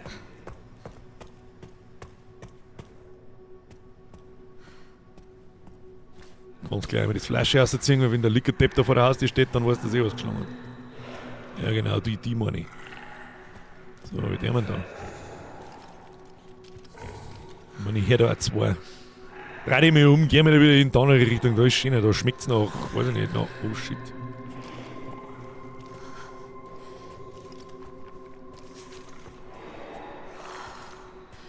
Oh. So, jetzt können wir uns unsere Säure...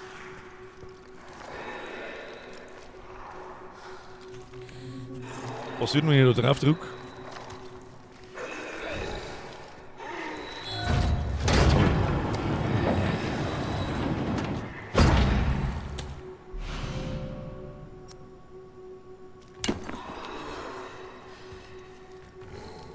Und das hören sie nicht? Oh, der geht da die ganze Zeit rundum. Okay, okay.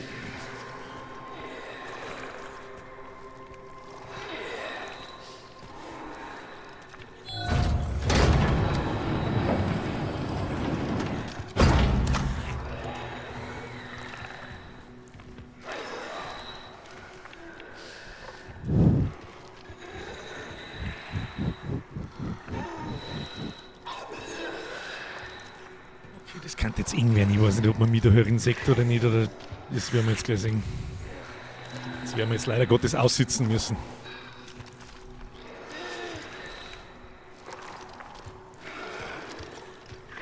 Schier war jetzt, du Fettsack.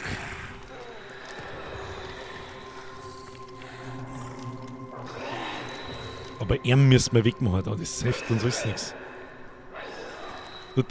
Tut der Zombie-Sepp was? Der tut nichts, gell? Kruzifix.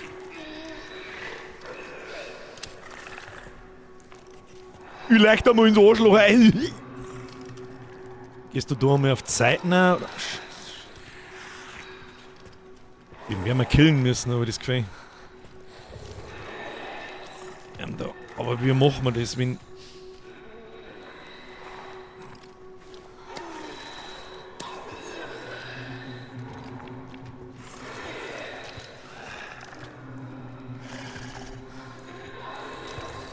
Schatzen. Das ist jetzt nicht der...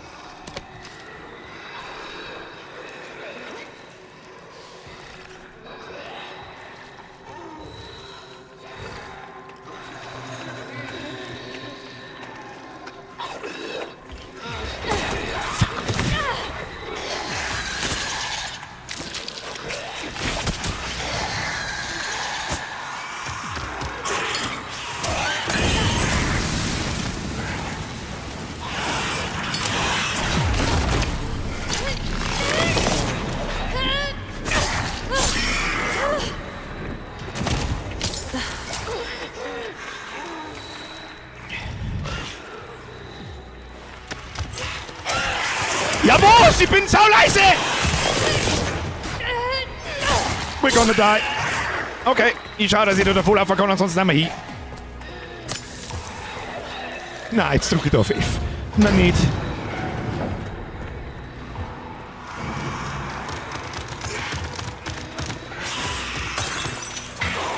Oh, fuck off.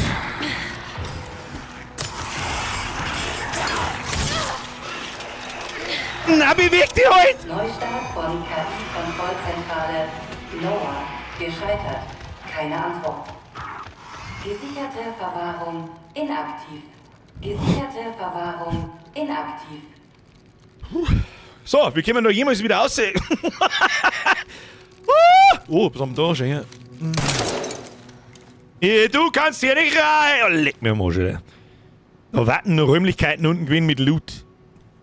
Oh, wie soll denn das? Da braucht man mehr als solche Dinge. Da hätte ich oben schon nicht beide hernehmen dürfen.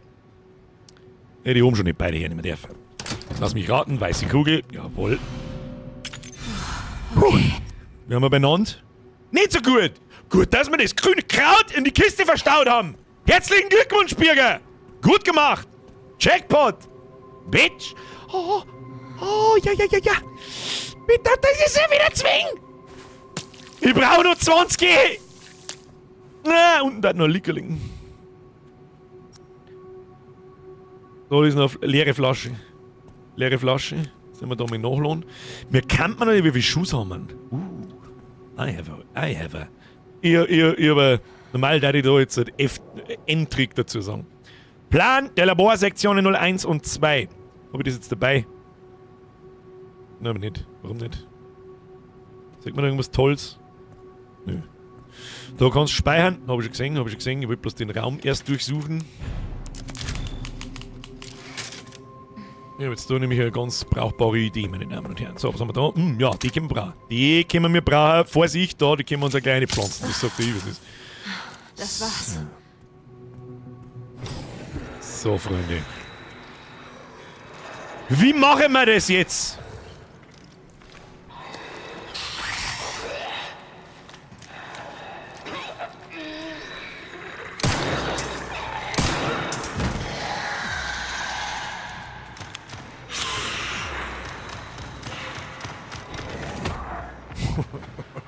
Tja, Tür 1, Blicker 0. Good old Kiting Tactics. Ist das Kiten? Das ist eigentlich nicht Kiten. Du noch da? Oh, wo denn? Bist du hängst aber nicht da über der Tür drüber, oder? Ich möchte aber auch. Haben wir das Schirm? Nein. Oder irgendwann? Ja. Hallo. Also du da unter mir musst auf alle Fälle noch weg. Jetzt tust du mir den Bälle da ein wenig vierer. Ja. Das gefällt dir. Oh. Ja, die Stampferei ist unangenehm. Mach jetzt da ein wenig auf.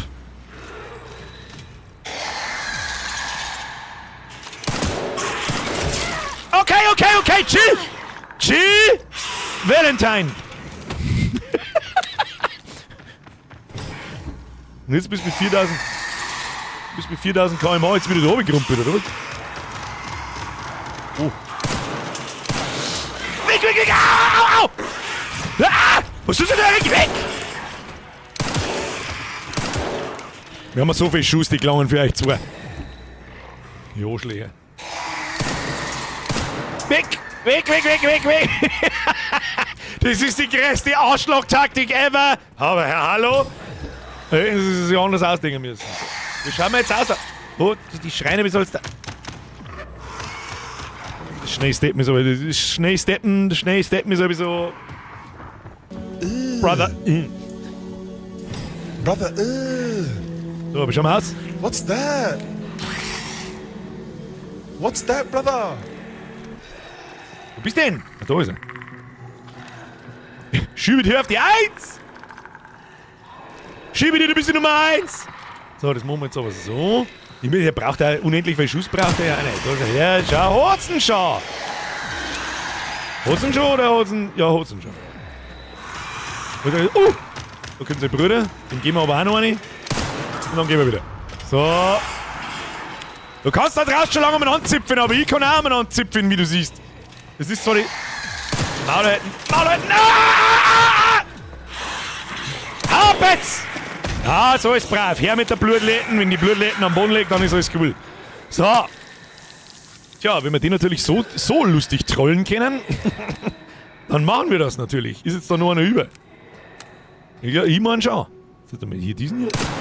Ein Hinterkopf weggeschossen, der Trottel. Peng.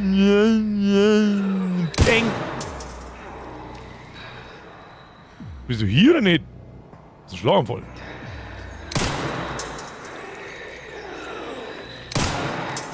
Ja, und da hat bloß 2 Kugeln braucht. Was ist mit dir wieder? Oh, hat's dich schon. So. Ashcroft und Eisenbank. Wir machen den Weg frei. So. Hier. Freilich, wir können natürlich jetzt nichts mehr craften. Weil. Oh ja, Hämorrhoidenspritzen. Hämorrhoidenspritzen bauen wir. Das sagt ich. Und nehmen wir das Blut damit. Türen sind der Nemesis der Licker, ja. Ja, leider Gottes ist der Safe Room da ein bisschen zu overpowered. Brauchen wir nicht sprechen. Halt, stopp. Was?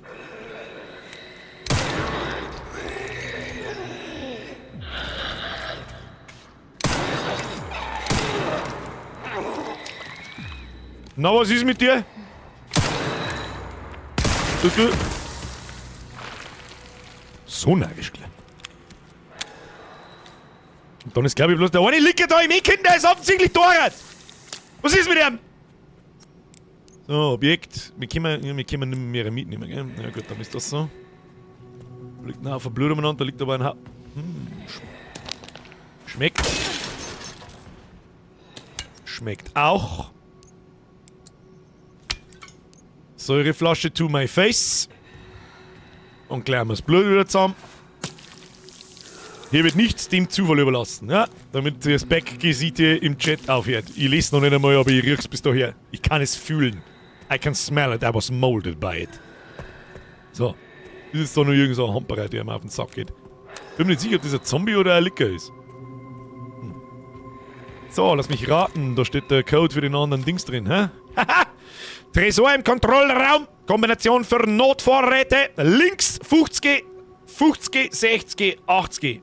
Links 50, rechts 60, links 80. Ab in den Chat. Merci, Sprengmeister. Da haben wir noch so eine Bumsbude.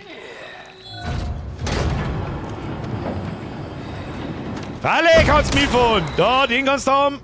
Den kannst du haben. Den kannst du auch noch haben. Den kannst du auch noch haben. Haben wir's jetzt? Na, gut, legst dich hin. Schlafi. Da, hier, Chernobyl-Zombie, müde. Hier, denn ich kann, ich bin weit hergerannt, wenn das da unten rum so ausschaut hat. So, noch ein bisschen Letten.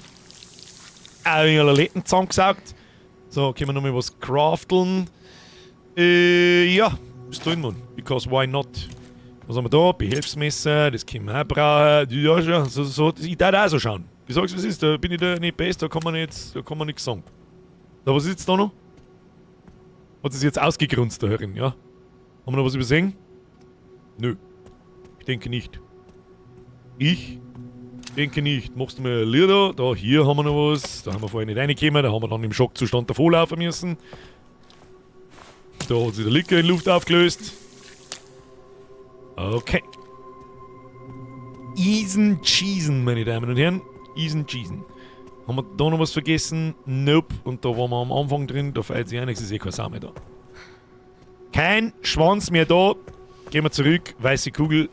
Na, wir holen uns noch den Tresor. Selbstverständlich holen wir uns den Tresor. Hallo, da wenn bloß ein Molotow-Cocktail oder irgendwas drin ist, hat es sich schon rentiert. Wenn wir bloß schauen, wo der ist. Der Kontrollraum ist auf dem Weg da rechts. Das ist die Lobby. Da war eigentlich nicht der Teufel.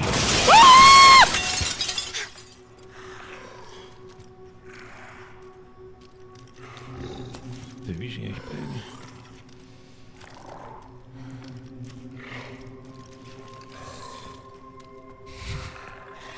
Oh, da hinten der Teufel aus. Jetzt einmal zusammen jetzt da. Hopp! Ah, die Glasscheiben, die gefallen mir auch gar nicht. Sag ich gleich, wie es ist. Kruzifix.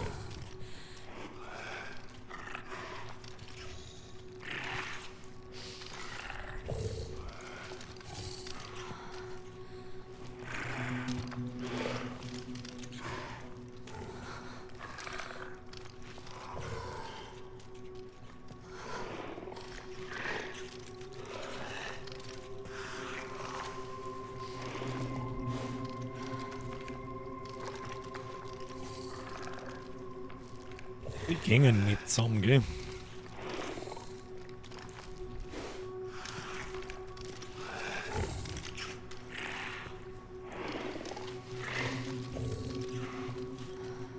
Ja dann.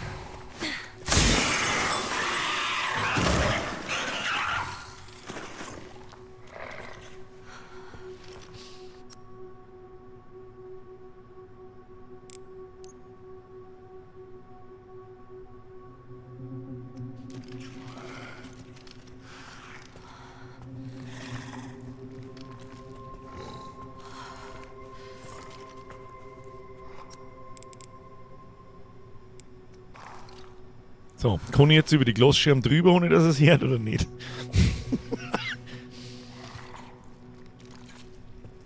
Die haben auch keinen festen Weg nicht. Die gingen völlig random. Moment mal, ich kann jetzt da aussehen oder was? Kann ich da aussehen? Ja, doch, die haben so einen groben, festen Weg. Ich probier's jetzt einmal da drüber zum Schleier, wenn ich mich her, da bin ich gerade. Okay, geht. Kann ich jetzt da aussehen? Nein, kann ich da? Nein, kann ich nicht. Brauchen wir gar nicht probieren. Lassen wir einen Link. Ja, da haben wir jetzt die Säure-Dinger, aber leider Gottes braucht, das hilft nicht. So, so viel zu, da ist nicht der Teufel los, tun Sie sich mal nicht hinunter. So nahe wie du denen bist, schau mal, ob der Licker Knierscheiben hat. Ich hab's gesehen. Der Knierscheiben war unendlich lang, so lang wie ein Schienbein. So, rechts in den Kontrollsalz. Habe ich aber vor lauter Stress, habe ich leider Gottes die Kombi komplett vergessen. 50, 60, 80. Danke, Sprengmeister. 50, 60, 80, links. Nee, warum nicht? Okay, ihr seht das schon hier. Säureflascherl, Arzneispritze, jawohl. Da können wir gleich noch eine hinten bauen, weil offensichtlich was Stärkeres gibt's nicht. So, 2 Säureflaschen im Gepäck, Riesendrum Inventar benannt. Schauen wir schon gar nicht so schlecht aus. Schauen wir schon gar nicht so schlecht aus. Was speichert man noch schnell? Einmal bitte reinspeichern! Bitte speichern Sie den Bums. Und dann picken wir mal das Ding ein. Der Herr Flaschensen ist auch am Start. So, was ist da los? So, was kommt jetzt da für Mistviech raus? Ja, bling bling, Raudi Tier heißt immer was Gutes. Hat schon immer kein...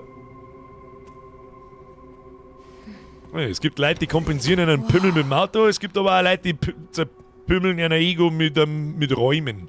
Hab ich das Gefühl. Da ist jemand ziemlich obsessed with us. Gee, die haben leider gar nicht Playstations da unten stehen. Umbrella, Plot Twist, Hardcore Gamer. Was ist denn jetzt das wieder? Wie viele Blödletten, dass wir in die Haare haben.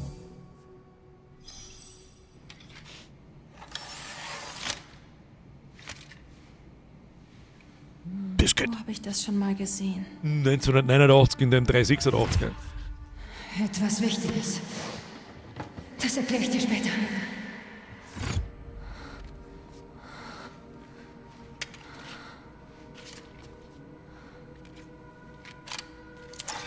Das Ketten, den wir ganz am Anfang hinter dem Battle dahergezogen haben, oder? The Creator. Letter from Boss. Genauso funktioniert es in der Zukunft. Play. Und du sagst genau, was du zeigen willst.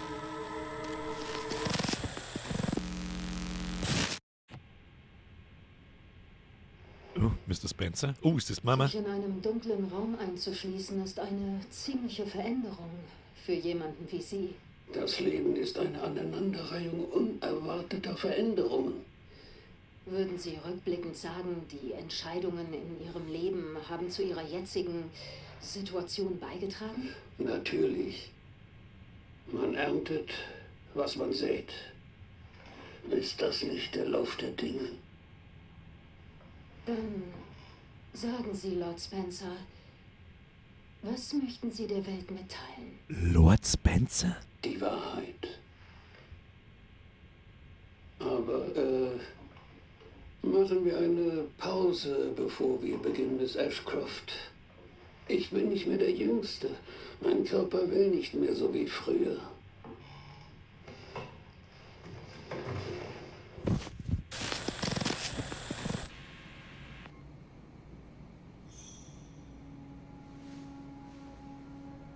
Wieso hat man das versteckt?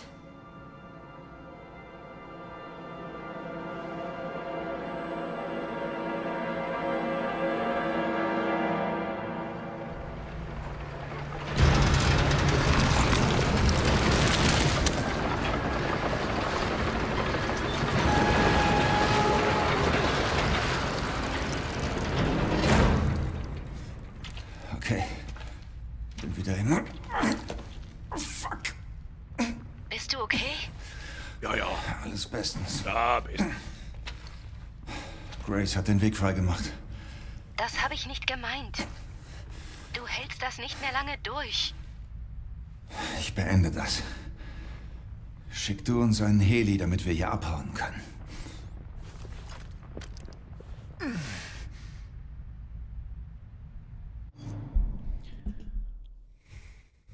an die Leute, die es schon durch haben. Kommt da noch ein besserer Cliffhanger bis hierhin oder nicht? Mehr mag ich nicht wissen. Kommt da noch was Besseres oder muss ich aufhören? Sonst haben wir am Mittwoch nichts mehr zum tun.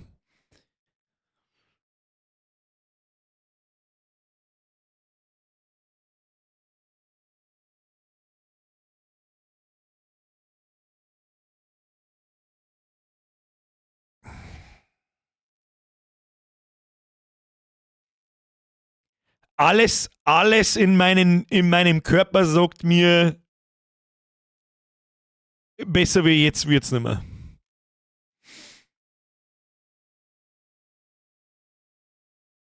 Leute sagen, es ist so in einer Welt 30 Minuten, in meiner Welt ist dann so eine Dreiviertelstunde, die wir noch haben. Meine Damen und Herren, das haben wir auch noch nie gemacht.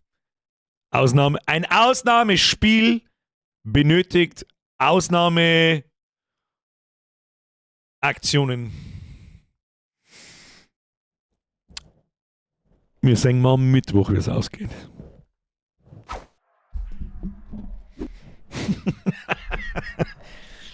Nee, das spielen wir heute nicht mehr fertig. Jetzt ist fast 10 vor 10. Das ist.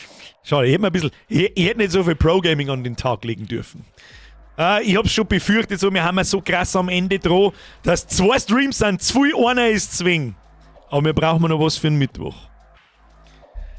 Meine Damen und Herren, Sie werden am Mittwoch um 20 Uhr sehen, wie dieses Spiel endet. Es ist so schade. Es ist so schade.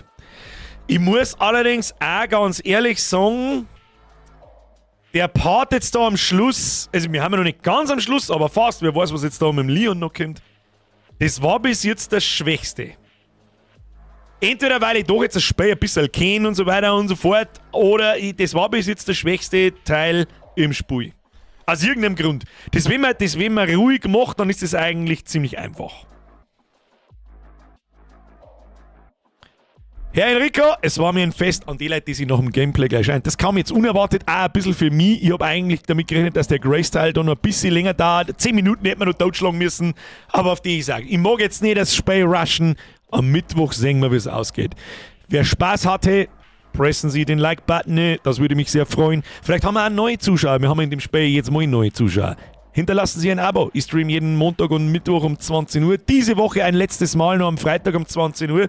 Was wir da tun, da können wir uns jetzt noch ein bisschen drüber unterhalten. Und dann ist, ich sage mal, Sommerseason. Da gibt es keine Freitagsstreams mehr. Da habe ich am Freitag, und das sage ich seit 7, 8 Jahren, da habe ich was Besseres zum tun, als wieder her zum Sitzen und Computer zum Spielen. Natürlich kommt das einmal vor, aber da sitze ich meistens dann draußen, gondelt mir 5 halb ins Gesicht und fries irgendwas. Vom Grill aber. Dann nicht ein Second Run am nächsten Montag. Spielen wir es einfach nochmal. Warum das Schwächste? Warum das? Ich weiß nicht warum. Ich hab nicht mehr. Gut, das ist aber auch, wir spielen jetzt an das Spiel seit 12 Stunden ohne. Jetzt warte mal, jetzt muss ich da erst mit zumachen. Wo wir da mal Spitze. Am Freitag gibt es dann Resident Evil 9 Speedrun. Na, für das, weißt du, was das Problem ist? Wir haben ja vor einem Monat angefangen mit dem Spiel. Vor 4 Wochen. Ich erinnere mich an die ersten Abschnitte nicht mehr so wie die Leute von euch, die das am einen Wochenende durchgespielt haben auf 10, 12 Stunden und dann sofort den zweiten Run gemacht haben und so weiter. Die Hälfte, ich weiß nicht mehr hundertprozentig auswendig, wie der linke Flügel und der rechte Flügel im Sanatorium aufgebaut sind und so. Wenn ich es dann sehe, schon, aber ich muss jetzt nur einmal schnell für mich durchspielen. Weißt du, wie ich meine?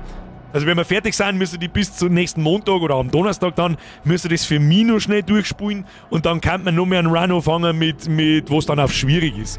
Oder halt mit irgendwelchen Challenges oder irgend sowas. Der Kevin schreibt, ich fand den Part stark. Was heißt, nur weil ich jetzt sage, ich bezeichne den Teil da als den schwächsten, heißt das nicht, dass er schlecht ist, aber die anderen Teile waren besser. Mit ihr. Vielleicht liegt es an der Laborumgebung irgendwie. Das hat einfach einen ganz anderen Flair wie dieses Sanatorium, da wo es immer finster ist und wo jeder einzelne Zombie eine richtige Bedrohung ist. Und das fühlt sich da jetzt einfach nicht mehr so an. Obwohl da Licker umeinander laufen und du musst aufpassen, dass du leise bist. Du kannst nicht einfach auf die Zombies umeinander ballern, wenn du lustig bist. Und eigentlich, wir haben nur Dusel gehabt. Ich sag's ganz ehrlich, dass wir schon halb durch den Raum durch waren, sonst wären wir sowieso gestorben. Das ist, wenn da oben kein Safe Room gewesen wäre, wären wir sowieso gestorben. Ich mag Stealth auch gar nicht, aber hier gut. Ich mag Stealth grundlegend auch nicht. Und ich finde, im ersten Part bin ich nicht so gezwungen, dass ich stealth. Schon ein wenig, aber nicht so krass jetzt wie da. Und das ist mein persönliches Empfinden, aber es gibt keinen Punktabzug. Wir haben ja recht schön durchgekommen. Ich sag's nach wie vor, das ist eine gnadenlose 13 von 10.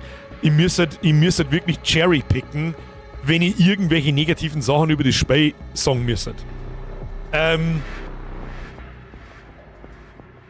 Was war denn das Spiel? Okay, ich nehme es zurück.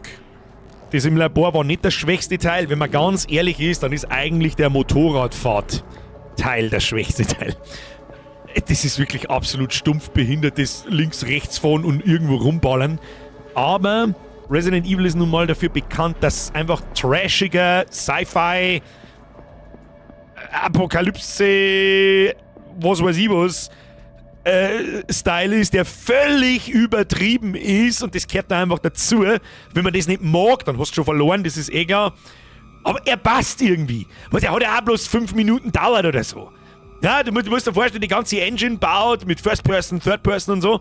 Und dann gibt sich Capcom trotzdem nochmal die Mühe, weißt du was, da bauen wir jetzt 10 Minuten so eine ultra übertriebene Motorrad-Sache, die überhaupt nicht zum Spiel passt, aber irgendwie schon. Irgendwie schon. Es ist jetzt nichts, was Minuspunkte, aber das war wahrscheinlich der schwächste Abschnitt irgendwie. Der Part mit dem Safe Room war schon peak gut gespielt. Bin ich nicht drauf gekommen, to be honest. Ich auch nicht, Mike. Was? Habe ich schon wieder Bobby Pro... Habe ich endlich einmal Pro-Gaming abgeliefert, oder was? Aber ich hatte genug für mehr Säure. Das ist mit dem Safe Room Bug-Using... Das ist ja kein Bug, das ist eigentlich ein Feature. Das darf ich eher als Exploiten bezeichnen. Das ist eine Spielmechanik. Gegner können nicht in Safe Rooms rein. Der ist halt wirklich dumm platziert. Wenn du damit durch bist, wenn ich jetzt keine Pistolenmunition gehabt hätte, dann hätte mir das auch nichts gebracht.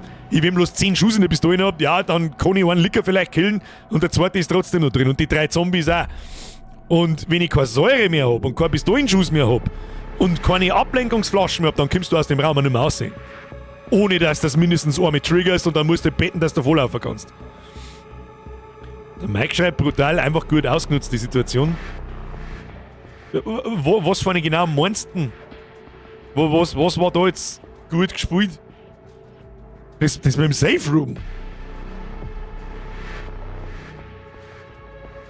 Ich habe noch nie riesig gespielt, aber ich schaue da echt gern zu dabei. Ich meine, ganz ehrlich, irgendeine Daseinsberechtigung brauchen so Streamer von Welt auch. Also wenigstens so viel Daseinsberechtigung. Wenn jemand Bock eigentlich auf das Spiel hat, aber hat vielleicht kein gutes Gefühl dabei, wenn er es selber spielt, weil es doch sehr finster ist, sehr horrorlastig, da kann ich dich verstehen. Glaubst du, dass ich die Horror-Oktober-Spiele allein bei mir daheim spiele? Bist du besoffen? Aber ich habe halt einfach das Gefühl, dass jemand da ist, wenn ich einen Streamlauf habe. Das ist ganz komisch. Ja, der Part dauert sonst lang. Das mit dem Safe Room, ich bin nicht gleich raufgelaufen. Ja, ich habe ja nicht gewusst, dass da ein Safe Room ist. Ich habe halt die Treppen gesehen und habe mir gedacht, gut, das wird schon hoffentlich der einzige Ausgang da sein, laufen wir mal. Und wie ich die Schreibmaschine gesehen habe, habe ich mir gedacht, haha, jetzt aber. Ja, mehr Dusel als Verstand. Dann für eine nächsten Ultra-Hard-Runs und für eine nächsten Speedruns, da zahlt's dann. Das war mehr Dusel als Verstand. Die, wenn uns nicht gehört hätten oder wenn nicht irgendwas passiert, wenn der Zombie dann nicht ums Eck gekommen war und sägt mich, dann war das auch nicht passiert. Vielleicht war ich einfach gestorben und war auch nicht draufgekommen. Das mit dem Safe Room war doch gekonnt, ich hätte auch nicht anders gemacht. Ich denke auch, dass da lassen wir uns jetzt schön brav Zeit, killen wir die Licker und wenn die Licker alle da sind, dann ist da unten kein Stress mehr. Weil ganz ehrlich, die Zombie-Typen kennen nichts mehr. Die kennen ja nichts. Die haben nur deswegen lästig, weil die halt sehen können. Und wenn die sehen, dann musst du weglaufen und dann hören die Licker und dann bist du eigentlich gefickt. Dabei ist Stealth nicht so der Fall. Ja, du aus der Tür rausgehen, umeinander ballern, wieder reingehen, hat so viel mit Stealthen zum Tor, wie der Papst mit Keuschheit. So. Der Müdi schreibt, Daseinsberechtigung hast du mehr als genug, Chef, wenn du da durchliest, wie viele Leute das deine Streams gut dann und ablenken. Sag ich dir ganz ehrlich, auch gerade in diesen Zeiten gerade, ich war mir wirklich dankbar, wenn sich dieser verfickte Drecksplanet endlich mal wieder einkriegen kann. Das war wirklich mal toll. Stattdessen wird alles immer noch schlimmer und noch beschissener. Ich lenke mich da auch ab, so ist das nicht. Es ist mir ein Fest. Niemand braucht sich da bedanken. Ich freue mich, wenn ein Haufen Leute zuschauen. Ihr freut euch, wenn wir irgendwas miteinander lernen und die Community ist sowieso brutal. Ende der Geschichte. Ich möchte halt einfach gern, dass der Planet aufhört zum Eskalieren. Und ich habe jetzt so das Gefühl, Leute, wir haben vor 5 Jahren gemacht, es wird schon wieder. Nein, wird's nicht. Es wird noch viel schlimmer. Es kommt jetzt kein Polit-Rant. Nee. Aber Minger hat jetzt einen 35-jährigen, schwulen, grünen Bundeskanzler, Bürgermeister. Weißt du, wie ich das nenne? Ich schaue mir 16 Mal hintereinander Titanic an und hoffe beim 17. Mal, ja, diesmal schafft es. Mehr mag ich nicht sagen dazu. Es muss Absicht sein, so dumm kann keiner sein. Es muss Absicht sein und ich warne euch, wenn du meinst, das ist jetzt schon beschissen, es wird noch viel schlimmer. Es wird noch so viel schlimmer. Wenn der Sprit, der Liter 4 Euro kostet und wenn sie das in den nächsten 3, 4, 6 Wochen einpreist, in die Supermärkte und so, dass ein Stück Butter 3 Euro kostet. Mark my words. Und jetzt ist es wieder vorbei. So, jetzt machen wir das spät zu, weil die Musik macht mich narrisch. So, Politgeschwafel sofort wieder beendet, weil sonst kommen bloß wieder irgendwelche simgescheiten Vollhamperer und labern mir in die Kommentare zu oder sonst was. Aber, Alter, 35-Jähriger, jetzt fängst du da schon, der ist 35, Alter. Das Bürgermeister von Minger. Ja, komm ab. Geht ja schon bei die ORO. Ich sag bloß 44% aller Wahlbeteiligung gingen zum Wählen. Reden wir nicht mehr drüber jetzt. Schluss, kein Polit-Rant. Der letzte ist noch nicht lang nur her. Nach Minger brauchst du nicht mehr mit dem Diesel fahren. Nach Minger brauchst du generell nicht fahren. Generell nicht. Das tut mir wirklich. Selbstverständlich gibt es auch noch ein paar normale Leute in Minger, aber in Minger da wohnen bloß Leute, die so viel Geld scheißen aus allen Löchern, die in einem Türmchen da oben sitzen, die überhaupt nicht wissen, was überhaupt. Ja, okay.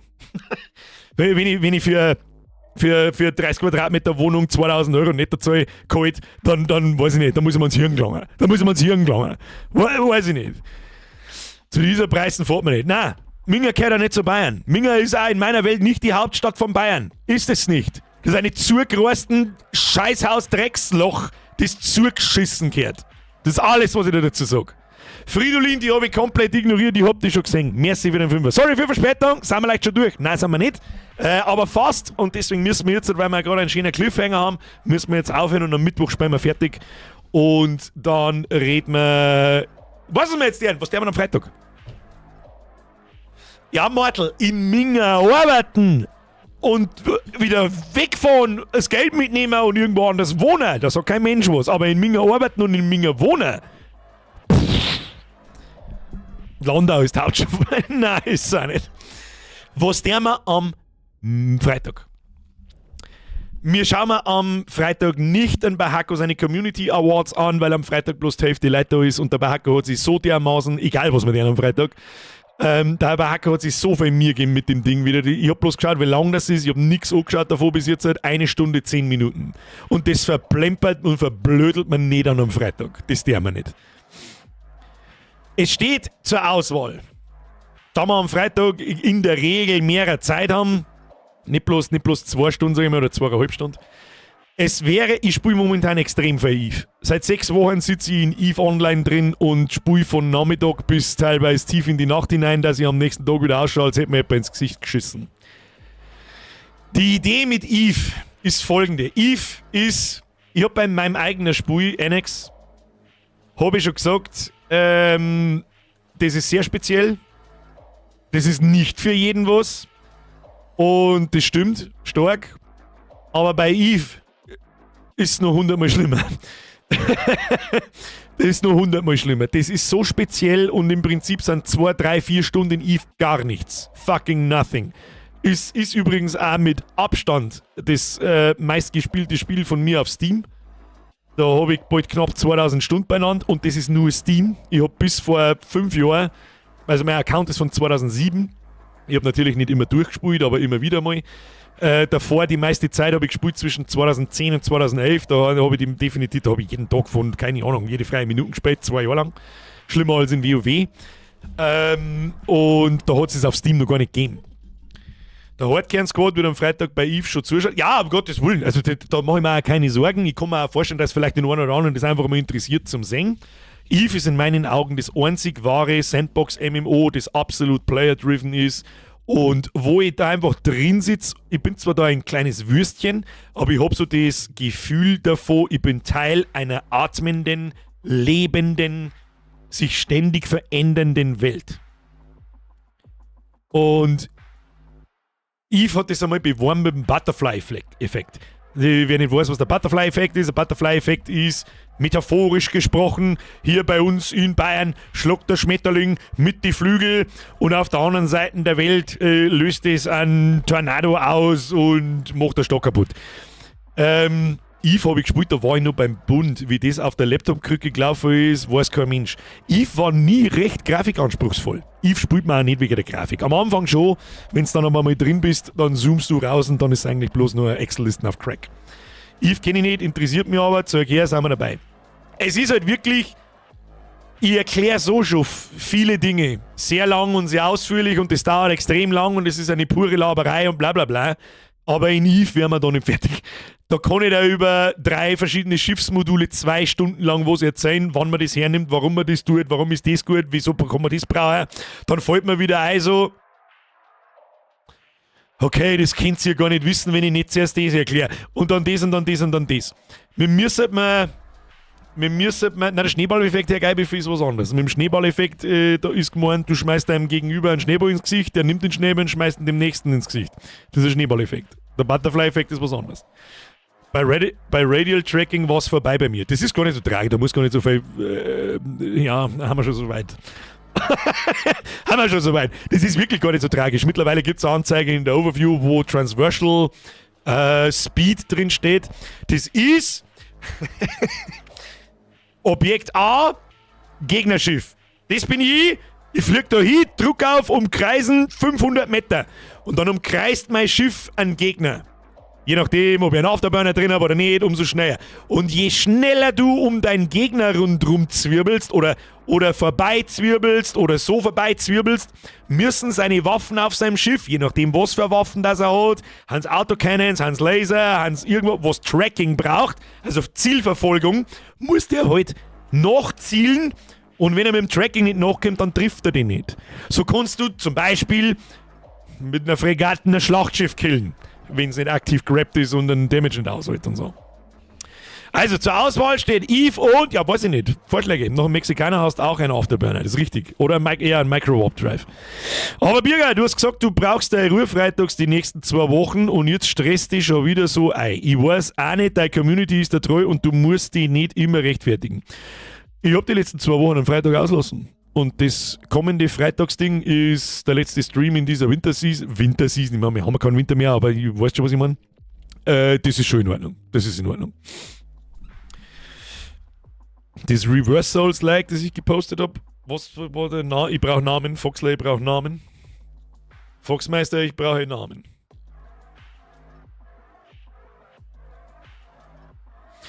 Weißt du, was mir mein Mom gerade geschrieben hat? Ja, mein Mom schreibt mir auf Discord. Ich hab Bürger Awards geschaut am Sonntag, war schön. Mom! Wieso schaut, wieso denn? Warte, bis mir das sagt. Okay, ich bin für was Lustiges am Freitag, das springt den Schädel. Dicke Kanone dreht halt so langsam für kleine, schnelle Gegner, so einfach. Richtig. Stimmt aber auch nicht immer. Wenn da ein Battleship steht und du bist der kleine Zeppi und du tust nichts anderes wie richtig annähern und fliegst senkrecht auf den zu, dann freuen sie die 8 Riesenkanonen am Battleship schön über einen Instablob. Was ist in Annex wegen Raketen? Haben wir doch gestern geschmerzt, Herr Flogger. Möchtest du jetzt da noch mehr hören? Soll ich jetzt noch mehr betten, was ich gestern ungefähr einen Roman geschrieben habe? Ich war halt wieder Moin 4 was Witziges. Super Battle Golf ist sau witzig. Das hat mir der Flash auch geschrieben. Hat was von Super Mario Kart. Dann hat er es mir vielleicht auch nicht geschrieben. Dwarfs, Glory, Death and Loot. Was ist das? Weißt du, was ich gerne ausprobieren darf? Also selbstverständlich darf ich euch gerne Eve sagen, aber das wird halt wirklich ein Gemüttelabend. Das wird ganz gemütlich, viel labern, viel erklären, Einfach mal ein bisschen ausprobieren. Ich spiele da auch nicht mit meinem Hauptaccount, sondern wirklich mit einem Anfänger-Account und mache das zum Zwang. Eve ist grundlegend einmal umsonst. Das kann jeder umsonst ausprobieren. Ja. Crimson Desert können wir mal 3 bis 4 Stunden reinschauen, Herr Monowit, das ist generell richtig, da ich aber auf mein Bauchgefühl mich verlassen habe und habe mir da so ein bisschen Crimson Desert immer wieder einmal angeschaut und mein Bauchgefühl täuscht mich offensichtlich nie. Es ist zu viel von allem, es ist technisch unter aller Sau, es ist zu viel von allem und wenn ich nach 30 Stunden immer nur im Startgebiet bin, dann ist das vieles, aber nichts für einen Stream. I'm sorry. Und dafür zahle ich nicht 70 Euro, das tue ich nicht. Der Birger hängt gerade in einer Eve-Els-Schleife.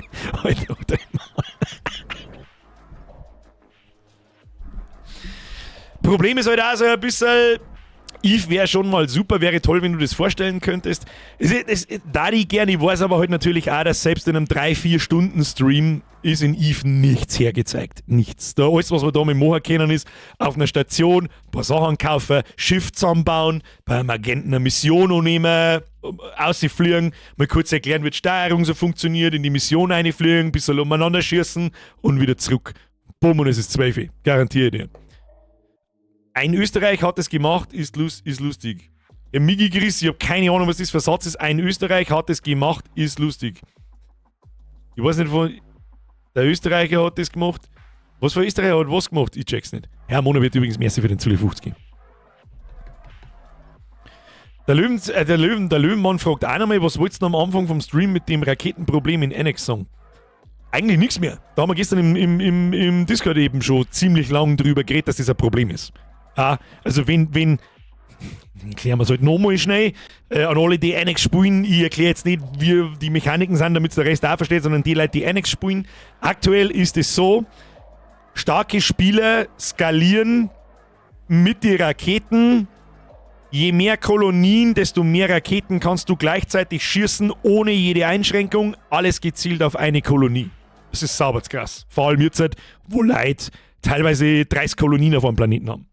Und gleichzeitig kann sich der Verteidigende, der kann sich nicht wehren, egal wie viele Kolonien das er hat. Und das ist einfach Bullshit. Das gehört alles, die Raketenschießerei gehört beschränkt. Ähnlich wie das in der Kaserne ist, dass pro Gebäudestufe alle 5 Stufen ein Slot dazu kommt von Raketen, die gerade unterwegs sind. Nicht bloß Silos zum Lagern, sondern dass ich bloß 1, 2 oder 3 gleichzeitig schießen kann. Das ist einmal das Erste. Das Zweite ist, der Verteidiger in der Abwehrstellung muss, ich bin jetzt der Verteidiger, ich kriege gerade auf meine Kolonie 2 10 Raketen, hab keine Munition mehr, Flakmunition, weil ich schon alles verschossen habe. Ich hätte da noch eine andere Kolonie von mir daneben stehen, mit der kann ich nichts tun. Absoluter Rotz. Ich muss auch von Kolonie A, Kolonie 1, die Raketen auf Kolonie 2 drüben abschießen können. Und dann ist das wieder ausgeglichen. Aktuell hat der Angreifer, der Aggressor, wenn man so will, hat so einen krassen Vorteil. Raketen sind relativ schnell. Das heißt, man hat nicht recht viel Zeit zum Reagieren. Ja. Und der Verteidiger kann nichts mehr. Der kann nichts mehr, wenn gleichzeitig 50 Raketen kommen. Nicht mal, wenn er wollen würde. Nicht mal, wenn er Flakmunition vorbaut hätte. Überhaupt keine Chance. Und das müssen wir natürlich ändern. So. Das war's schon wieder. Müdi! Du Chef, andere Frage nur zu Resi 9. Weißt du, ob das Mittwoch nur 2 Stunden wären oder ist es nicht mehr so lang? Weiß ich nicht. Leider haben jetzt gerade gesagt 30 Minuten, manche haben gesagt eine Dreiviertelstunde. Wahrscheinlich haben wir am Mittwoch um 9 Uhr fertig. Magst du mal Ranch Simulator spielen? Steht schon auf der Liste. Raketenbeste Leben. Gibt der Max wieder her. Gibt der Max aus dem Loch außer Grohe. Das ist ein Österreich gemacht und es ist echt Österreicher. Was hat ein Österreicher gemacht und ist echt lustig? Ich weiß nicht, von was du redest, Micky. Ich hab keine Kareten. Silent Hill. Ah. Da haben wir uns schon dagegen gewehrt, wie es rausgekommen ist. 5 verschiedene Gegnertypen und in Silent Hill mit Chinesen, Helibaden umeinander.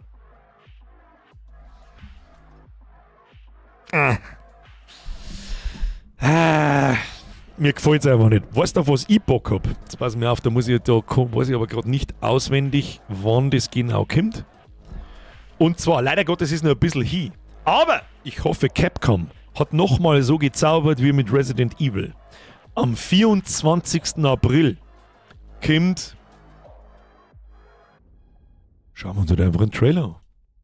Da haben wir uns, glaube ich, schon einmal einen Trailer angeschaut. Von einer Zeit vor. Ist aber schon ein Jahr her oder noch länger. Da ist es angekündigt worden. Pass auf, ist da irgendwas, was angeht? Ich denke nicht. Auf das habe ich Bock. Weil, gerade jetzt nach Resident Evil, das stinkt schon gewaltig nach. Oh, das ist sehr ähnlich, zwar ein anderes Universum, aber wer weiß, wenn sie das genauso geil spielt, dann rein damit. Hier. Meine sehr verehrten Damen und Herren, ich sag noch nicht einmal, wie es heißt. Jemand hat es schon erwähnt im im Chat, aber ist egal. Here we go.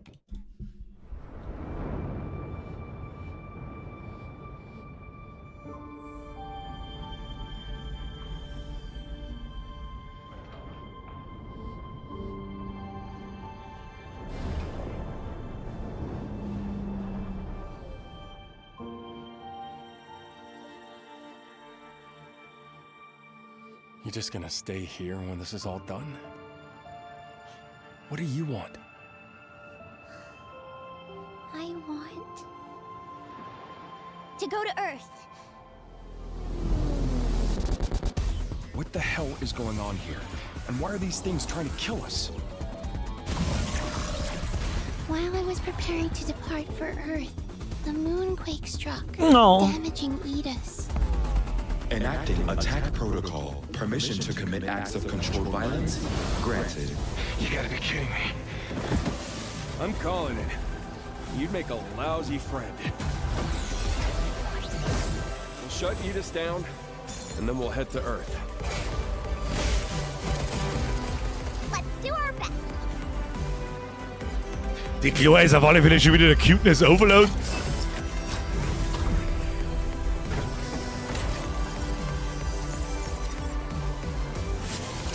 I decide my own way, and I'm going to Earth with you. We're a team, right? A whole new life. If you're ready. Okay, then let's go together.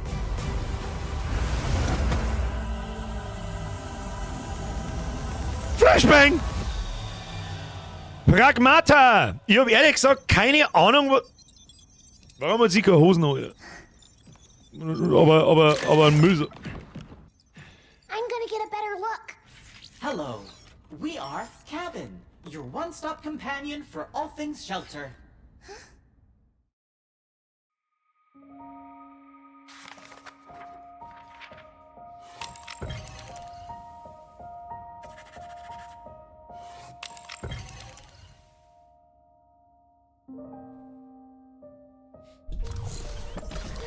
Ich bin mir nicht so hundertprozentig sicher, aber die Capcom hat einfach dermaßen abgeliefert, dass ich ein nächstes AAA-Game einfach probieren will.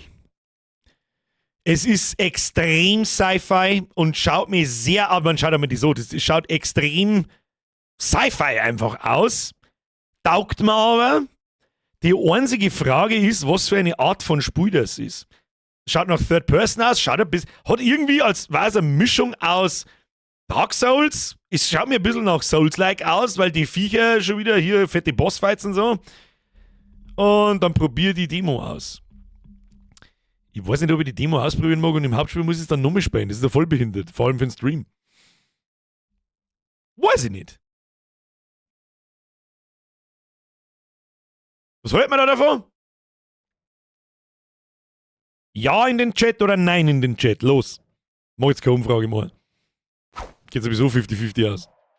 Die Demo dauert 16 Minuten. Ja gut, dann weiß ich ja nicht, wie das Spiel ist nach 16 Minuten. Ja, nein, ja, ja, no, ja, ja, ja, ja, ja, ja. Da war ein Miezi drin. Jeder, der nein sagt, das müssen eigentlich einen Timeout kassieren. Mods. Ja, also der Großteil sagt schon so, ja, nein, 50-50. Ja, mir geht's ähnlich. Das kann unglaublich gut sein, das kann aber auch für den Stream eben nicht so das sein, sondern den Kernloop, siehst du? Third-Person-Shooter plus Hacken. Ja, passt. Das glaube ich, habe ich schon ausgesehen, wenn das Fenster halt aufgeht und dann musst du da so umeinander tun und blub.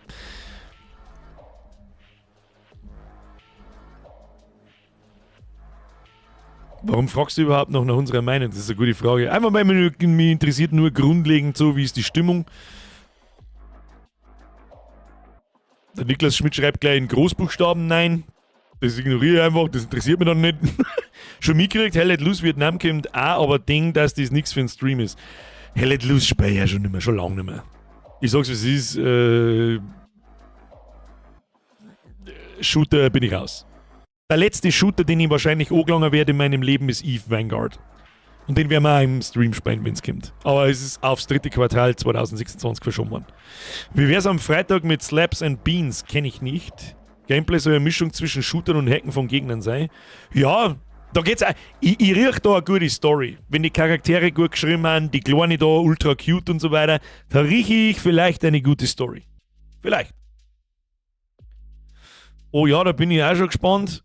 Ich muss aber kurz... Wir haben so viele Themen gleichzeitig offen, mit denen mit mir schmerzen. Dark Queen of Morthalm. Was ist denn das, Alter? Aber das nicht auch schon auf der Liste? Dark Queen of Morthalm. Ja, das habe ich tatsächlich auf der Liste. Was war das gleich wieder? Dieses 2D Souls-like, gell? Ja, das ist wieder so viel Pain in the ass. Das...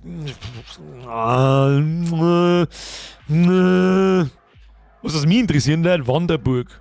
Hat jemand Wanderburg schon mal angeschaut? Das schaut witzig aus. So, Miki, jetzt nochmal. Ach so, ihr seid. Miki, du hast geschrieben Dwarfs, Glory, Death and Loot und das hat der Österreicher gemacht und das ist lustig. Okay. Hey, ganze Sätze sind echt immer wichtig. Jetzt schreibst du nämlich wieder einfach Dwarfs, Glory, Death and Loot. Und meistens bin ich dann so, ich lese das schon, aber wenn jemand keine ganzen Sätze nicht schreibt, dann ignoriere ich es grundlegend. Alle fragen nur Wanderburg, niemand wo der Burg. Halt doch dein dummes Maul jetzt einmal! Kruzifix! Half-Sword war einmal lustig für zwischendurch, das habe ich ja schon lange auf der Liste, da darf ich immer noch warten, bis endlich Full Release ist, aber ich glaube, das ist mittlerweile Full Release. Mickey grüßt, sorry. Ist wieder kein ganzer Satz! Kruzifix! Welchen hat dein Spiel? Ja, Moss hat's geheißen. Im Sommer gibt's keine VR-Brillen. Schaust da mal an, kommen vielleicht ein paar Flashbacks, das... Was war Slaps and Beans? Oh Gott im Himmel. Seid's mir nicht böse. Seid's mir nicht böse, aber die Spiele... Seid's mir nicht böse. Nichts gegen den Terence Hill und den Bud Spencer, selbstverständlich, aber die Spiele sind einfach nur stumpf und behindert. Und wenn ich das 2 Stunden spielen muss, kriege ich einen Brechreiz und jeder, der 2 Stunden zuschaut, wahrscheinlich auch. Das ist genau 10 Minuten lustig. Haha, Bud Spencer war viel lustiger! Ja, und was der wir jetzt? 5 Minuten. Wisst Leute, wir sind nur mit ganzen Sätzen aufgewachsen. Ja, ist so. Geil, ich für euch recht. So, was wollt ihr jetzt zuhören?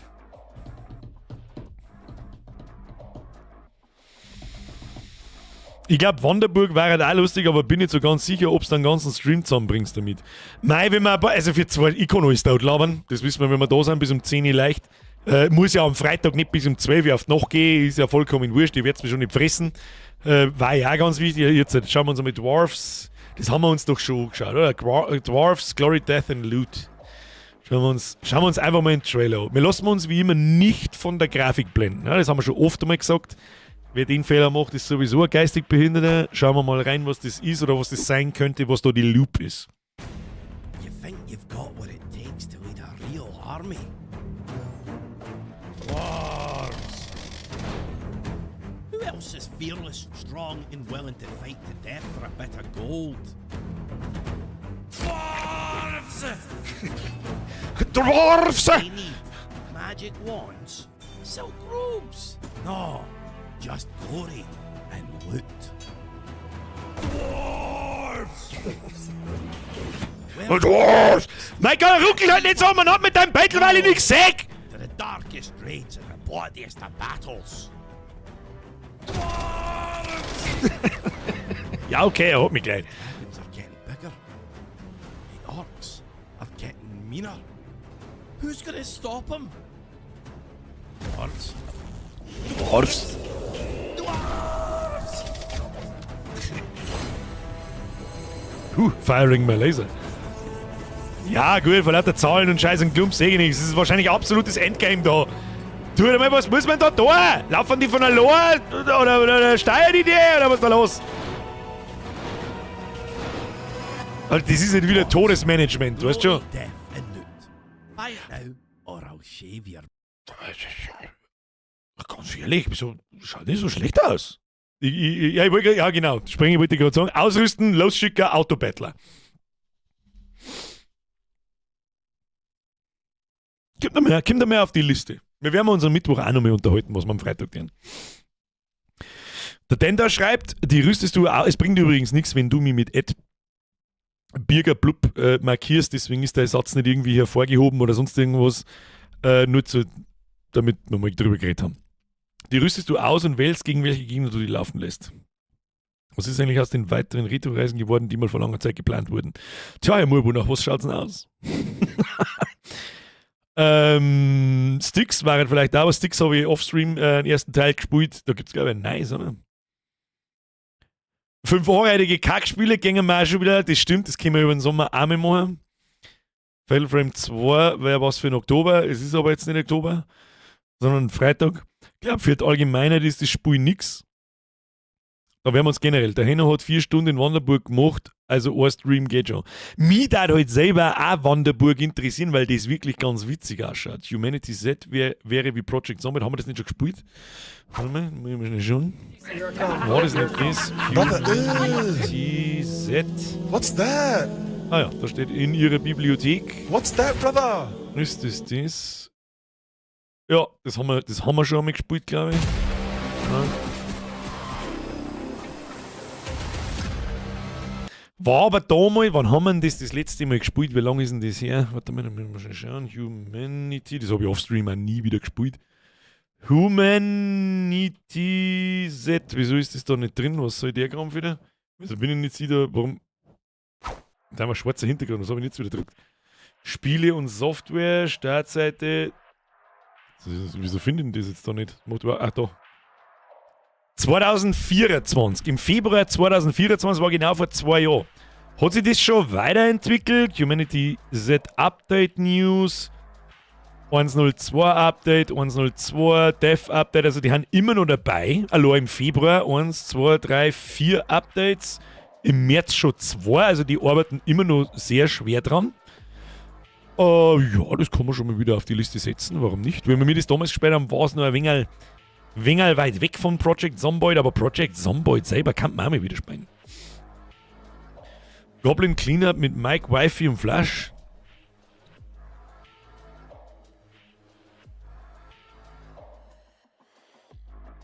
Two dirty new levels are ready for you and your friends, as our second content update is out now for Goblin Cleanup. Welcome.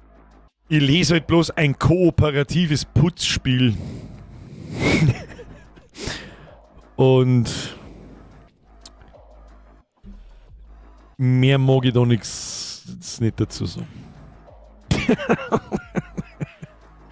Herr Löwensepp, wenn du jetzt anfängst mit, oh, ich habe schon wieder Donations über seinen Kruzifix nochmal. Herr Löwensepp, wenn wir uns jetzt schon anfangen zum Entschuldigen, zum Nachfragen, dann wird es wirklich hinterher befahren. Alles gut. Merci dir. Kein Bifisepp. Triple F, Chris und Birgermann. Wenn die anderen dieser Brücke überspringen, springst du dann auch hinten neu. Ja, das O-Ton mein Mann, Alter. Ich habe jetzt mal mit Ja geantwortet. Signalis, habt ihr das schon gehabt? Nein, das sagt mir auch gar nichts. Schauen wir mal so. Kurzer Blick drauf. Ah, das ist das Survival-Horror-Ding, gell? Ja. Das eigentlich gar nicht so schlecht ausschauen wird. Da haben wir auf die Wishlist. Das schaut wirklich gar nicht schlecht aus. Freitag. Vielleicht ist es mal... Nein, für Lemminge ist es noch nicht so weit. Hey, Icarus. Knallis. Magst du mal Elite Dangerous ausprobieren? Das habe ich schon mal ausprobiert und ich komme überhaupt nicht zurecht damit. Null. Auf was ich warten darf, wird... Lass mich überlegen, wie es heißt. Spacecraft. Das haben wir auch schon mal angeschaut. Das ist noch gar nicht lange her. Ich glaube, vor 2 oder 3 Wochen. Da darf ich warten, bis das rauskommt. Das darf ich als Community-Projekt sehen. Wenn das Spiel so wird, wie es mir ich vorstelle und wie es so grob ausschaut. Das war cool. Es braucht ein paar Systeme, wo man PvP machen kann und wo man anderen Leuten was kaputt machen kann und klauen kann und so weiter und so fort. Das war super geil. Aber ja. Du, da haben ein paar Spielchen dabei. Uns geht auf alle Fälle das Zeug nicht aus. Mittlerweile haben wir nicht mehr bei der Alpenrepublik Herr Geibel, sondern beim Interstellaren Alpenbund. So wird unsere Corporation heißen. Und falls am Freitag wirklich, weil ich halt einfach selber Bock drauf habe, dass ich das Spiel mir herzeige, es ist eins in meiner Welt der meistgespielten Spiele, wo ich am meisten Zeit darin verbracht habe, die ich mit auf eine Waage stellen kann mit WoW und mit LOL und mit Counter-Strike und allem anderen, ist nun mal Eve und das habe ich noch nie hergezeigt und noch nie gespielt. Und ich weiß, dass das eine extrem trockene Scheiße ist für die meisten, ist mir aber meistens wurscht. Ich mag es einfach mal herzeigen. Und selbst da drin könnte man ein Community-Projekt starten, eine eigene Corp gründen, nur Alpha-Clones, also meine Hauptaccounts zeige ich sowieso nicht her, weil keiner wissen braucht, wo die wohnen, wo die sind, was die deren. Und dann wird dann einmal geschaut, wer so hängen bleibt. Vielleicht bleibt der eine oder andere dann hängen. Ich habe jetzt da natürlich keinen Bock, dass dann die Leute bloß spielen, weil ich da bin, sondern ich hätte gerne einfach Leute, die sich mit dem Spiel auseinandersetzen und dann das Spiel spielen und dann haben wir da eine Corporation und dann könnte passieren, dass ich die Leute, die dann nach 3, 4, 5, 6 Monaten noch übrig sind, frage, hey, ich wüsste, wo man noch mehr Geld verdienen kann. Hier, da, dieses, dorten. Raus aus dieser Corporation, rein in die andere. Los geht's. If you know what I mean. Die Konföderation der Alpensysteme. 99% der Community ist hängen geblieben. na. Eve, warte, ich kann mal schnell, jetzt pass auf. Ich kann mal schnell die Lernkurve von Eve zeigen. So, Eve Online Learning Curve. Was ist die sogenannte Lernkurve? Ja, wenn du zum Beispiel WoW-Spielen anfängst und hast keine Ahnung von dem Spiel, dann gibst du in das Spiel ein und dann geht die Lernkurven langsam, aber stetig immer nach oben und die wird dann immer steiler, weil du das Spiel immer besser verstehst und irgendwann weißt du alles, wie alles so grundlegend funktioniert. Und das trifft es auf den Punkt. Achtung, ich tue das Battle da schnell rein. Achtung, das nennen wir also Eve Lernkurve. So, neu erstellen, Bild, Desktop, here we are. So, meine Damen und Herren, das hier ist die sogenannte, hier rote Linie, hier, das ist World of Warcraft. Ja, geht stetig nach oben, irgendwann hat es geschafft. Dann haben wir hier, was auch immer Pod-PS ist. Ich habe absolut keine Ahnung, was kann ein Pod-PS sein. Ich habe keine Ahnung, das ist auf alle Fälle die Lernkurven da. Dann haben wir Lord of the Rings Online. Ja, das fängt ein wenig so Stings an und dann geht es da so auf. Und dann haben wir hier die Eve, was steht da? The Second Genesis. Das ist uralt, das ist ein uraltes Add-on. Und das ist diese Kurve hier. Die geht da so langsam los. Ja, dann fängst du da so an und denkst du bist der absolute Checker. Dann investierst du erst das Geld und kaufst ein Plex, kaufst ein fettes Schiff, stellst 5 Sekunden später fest, du hast absolut keine Ahnung, wie man das Schiff fliegt, stirbst dann ungefähr 28.000 Mal, deaktivierst dein Abo, fliegst runter, fängst wieder daher vorne und so weiter. Und irgendwann nach einem Jahr oder 2 Jahren intensiven Spielen geht's dann da herum so weiter und dann hast du das Spiel verstanden und dann bist du Chef. Und stirbst aber auf dem Weg dann auch noch 2, 3 Mal. Und da stirbst du noch ein paar Mal und da noch ein paar Mal. Und ich nenne das liebevoll nicht Lernkurve, sondern Arschlochkinder und Kacknoob-Filter. Weil, warte mal, dafür mache ich es nochmal groß, damit ihr meine Präsentation auch sehen könnt. Weil es schaut nicht, wenn der kleine Agro-Kevin 15 Mal aus seiner Eierschale rausgeschossen wird und an der Stelle da 16 Mal stirbt oder an der schon und dann einfach deabonniert und dann wieder LOL, Call of Duty oder sonst irgendeinen behinderten Scheiß spielen geht. Okay? Das ist gut, den wollen wir da nicht haben. Das ist ein Erwachsenenspiel. Das ist ein Erwachsenenspiel. Das gehört auch ganz deutlich dazu gesagt. Nicht wie WoW mittlerweile, da wo es so quietschbunt ist, dass ich einen epileptischen Anfall kriege, wenn ich so schaue. Oder wo mir kleine Kinder entgegenlaufen, die sagen, oh, hol der Paladin, bitte hol meine Mizi vom Baum. Und lauter so eine stockschwule Scheiße. Ich sag's jetzt einfach, wie es ist. Der Pralin-Squad hier drin weiß, wie es gemeint ist. Ja, halt dein Ich-Zug aus, Text, halt ihn zurück. Ja, ich habe hier Leute, die haben mir erlaubt, das zum Sagen und die wissen, wie es gemeint ist. Es ist alles bloß nur quietschi, bunti, Friede, Freude, Eierkuchen, Scheiße und ich kotze. Und der Sprengi schreibt ja gerade, das Meme ist auch 15 Jahre alt. Ist es und es ist keinen Tag gealtert. Tut mir leid, wenn ich das so einmal reinschreibe. Hast du dir einmal das Spiel Windrose angeschaut? Die Demo war echt nicht schlecht, kann dir gefallen. Windrose sagt mir auch gar nichts. Mittlerweile wird der Markt... Ach, das Piratending. Ich hab's auf der Wishlist. Ja, weiß nicht. Demos mag ich sowieso nicht spielen, weil das ist bloß irgendein aufbereiteter Schnipsel oder irgendein kleiner Miniteil von einem Spiel. Das der man in den seltensten Fällen mal auch warten, bis es rauskommt. Ja, mal warten, bis da Rezensionen stehen und dann schauen wir es und so. Er hat freigesprochen und Bilder benutzt. 5 von 7. Was soll das heißen? Echte Pralinen brauchen keine quietschbunte Packung. Siehst du es? Ja. Der Darian schreibt, ich kann am Freitag nicht. Das ist natürlich extrem ärgerlich. Der Panzer Sepp schreibt, bei Diablo, Last Epoch und Path of Exile haben auch genug Leute dazugeschaut und genügenden hat das auch gefallen. Ja, Eve ist schon noch mehr andere Hausnummer. Eve ist einfach noch mehr andere Hausnummer. Wegen der Präsentation, achso. Wie 5 von 7. Windrose ist ein Koop-Spiel. Ja, so habe ich gesehen. Das ist, also ganz ehrlich, mit mir, nicht jetzt wieder falsch verstehe, ich weiß, dass schon wieder irgendjemand daheim sitzt, der sich jetzt in seine Gefühle verletzt fühlt. Genau du bist das Problem. Lass dir verdammt nochmal Eier wachsen, ich hab keinen Bock mehr auf diese Kinderscheiße. Ich hab keinen Bock mehr auf die verweichlichte Kinderscheiße und in einem MMO, wenn das höchste der Gefühle der Interaktion mit anderen Leuten ist, dass ich in irgendeiner Random-Gruppen join und dann kommt ein von 10 Mal vor, dass einer zumindest Hi schreibt, dann schreibt vielleicht noch einer auch Hi und wenn drunten gar ist, BB und das war's. Das ist die sämtliche Interaktion in diesem sogenannten MMO. Da krieg ich's kotzen. Und warum da Warcraft draufsteht, das weiß sowieso keiner. Das weiß keiner. Der Antagonist ist so beschissen langweilig, dass alles bloß noch schäbert. Alles ist quietschi bunti und ganz ehrlich, es ist das zum 20. Mal dieselbe Kacke. Das ist in meinen Augen das schlechteste Add-on seit keine Ahnung wann. Die Housing-Scheiße hätten sie sich so sparen können, dass es bloß noch weh tut. Und es gibt wirklich Leute, die das noch feiern. Dann kehrt es euch nicht anders. Aber ich fürchte, WoW ist für mich vorbei. Außer sie zücken mit dem nächsten Add-on, mit dem Ende der Trilogie, nochmal irgendein Major-Feature aus, das sie wirklich, wirklich gut hört. Aber ja. Nicht mal die Devs wissen das noch bei WoW, das Gefühl habe ich auch. Also wirklich furchtbar. Das war noch nie. Ich habe mir ein Add-on gekauft, das kommt außer, ich spiele auf Level 90, mach 2, 3 Inis und denk mir so,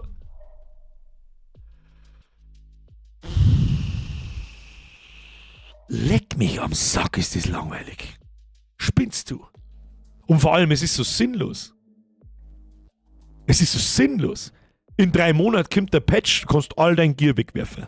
Gut, zugegeben, nicht ganz, du bist ein bisschen ahead of the curve, wenn's die Season vorher Vollgas eingesucht hast, aber 2 Wochen, spätestens 3 Wochen ist dein ganz Gear nutzlos und du hast das austauscht. Absoluter Schrott. Und das da die wahrscheinlich momentan gar nicht so gespannt oder fühlen oder so schlimm finden, weil sonst hätte ich nie ein Add-on gespielt. Aber ich habe halt vor 6 Wochen mit Evo angefangen. Und da ist einfach das T2, was weiß ich was, die T2 Angriffsfregatte, die ist noch genauso nützlich wie vor 5 Jahren. Wie ich es gekauft habe und da abgestellt habe. Kann ich einsteigen, kann spielen gehen. Oder das Battleship oder was weiß ich, was ich umeinander stehen habe. Da ist nichts umsonst. Das ist einfach ein persistentes Universum. Ich muss, wenn ich bestimmte Sachen machen mag, mit anderen Spielern interagieren, ob ich will oder nicht. Und in WoW ist alles so auf Casual-Draht mittlerweile. Ist das jetzt nicht etwas, was mich nicht so stört, aber das zeigt einfach, wo Blizzard mit dem Ding hin will. Das ist dermaßen auf Casual runtergebrochen, dass es bloß noch lächerlich ist. Es gibt Klassen, die haben, was weiß ich, 15 Fähigkeiten, die haben alle zusammengeschrumpft worden. Jede Klasse hat bloß noch 8 oder der Jäger, der Beastmaster-Jäger, ich spiele einen Beastmaster-Jäger. Warum? Weil ich nicht für Knopf drücken will und weil ich nicht schwitzen möchte. Ja, ganz, ganz einfach. Aber selbst dem haben sie noch 2, 3 Fähigkeiten genommen, dass er bloß noch 3 Fähigkeiten hat. Da wo ich mir denke, Leute, jetzt ist dann gut, ist okay jetzt. Und dann bauen sie noch den One-Button ein, der mein Damage-Rotor automatisch Ja, Kim. Einfach na. Weil Firma, die mich für einen geistig Behinderten hält, die kriegt von mir kein Geld mehr. WoW Midnight war der größte Fehlkauf des Jahres für mich bis jetzt. absolute Scheiße. Für die Leute, die bei WoW schon immer mengen und die letzten 5 Add-ons schon immer gespielt haben, die kriegen dieselbe Rotze wieder hingeschissen wie vorher auch. Denen taugt das mit Sicherheit, um Gottes Willen, ich mag da auch keinem das Spiel schlecht reden, aber für mich ist der Zeitpunkt gekommen, da wo ich mich vor allem in einem MMO, wo ich mich nicht bloß, ich springe schnell eine Stunde und gehe wieder, sondern ich verbringe da viel Zeit, die farm da umeinander, da hätte ich gerne so eine Art Connection zur Welt, ja. Wenn aber alles bloß nur Friede, Freude, Eierkuchen, Quietschi, Bunti, Bullshit ist, dann sitze ich da und frage mich, wann bin ich einer geworden oder ist das Spiel für Kinder gemacht? Für 12-, 8-Jährige. Entschuldigung, ich bin geistig zwar 13, aber das 8. Lebensjahr habe ich abgeschlossen. Ich will nicht mehr. Bürger, fahr dich wieder runter. Nein, fahr mich nicht runter. Wieso denn? Next Feature, Win-Button. WoW ist ab Mitte Wrath of the Lich King vorbei. Das auch nicht, da haben schon noch gute Features gekommen. So ist es nicht. Ja, M+ und so weiter, das hat sehr viel Spaß gemacht, immer. Aber der Drops ist gelutscht für mich persönlich einfach. Keine Ahnung, ich weiß nicht warum. Das habe ich aber schon lang vor Release gesagt. Und natürlich sämtliche Spätzchen rundum so, ja, bla bla, da haben wir auch ein paar so Spätzchen, die labern jetzt mal, ich spiele sowieso nicht, dann hocken am ersten Tag wieder drin. Laberkaspals. Aber diesmal habe ich auch schon gesagt, so mit, lecker, der Sticker tut es mir überhaupt nicht. 0.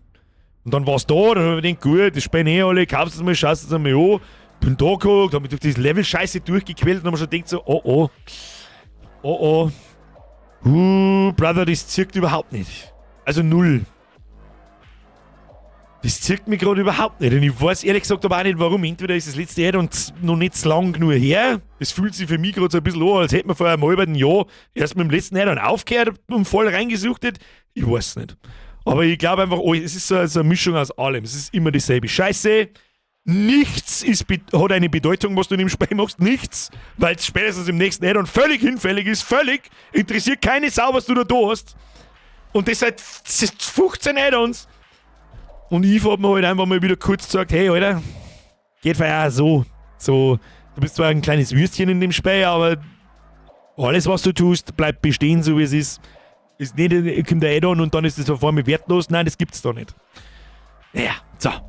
Das ist tatsächlich das erste WoW, das ich mir nicht mehr gekauft habe. Ich habe es befürchtet und habe erstmal gewartet. Es war eine schöne Zeit, aber das ist nicht mehr WoW. Stimmt auch nicht ganz.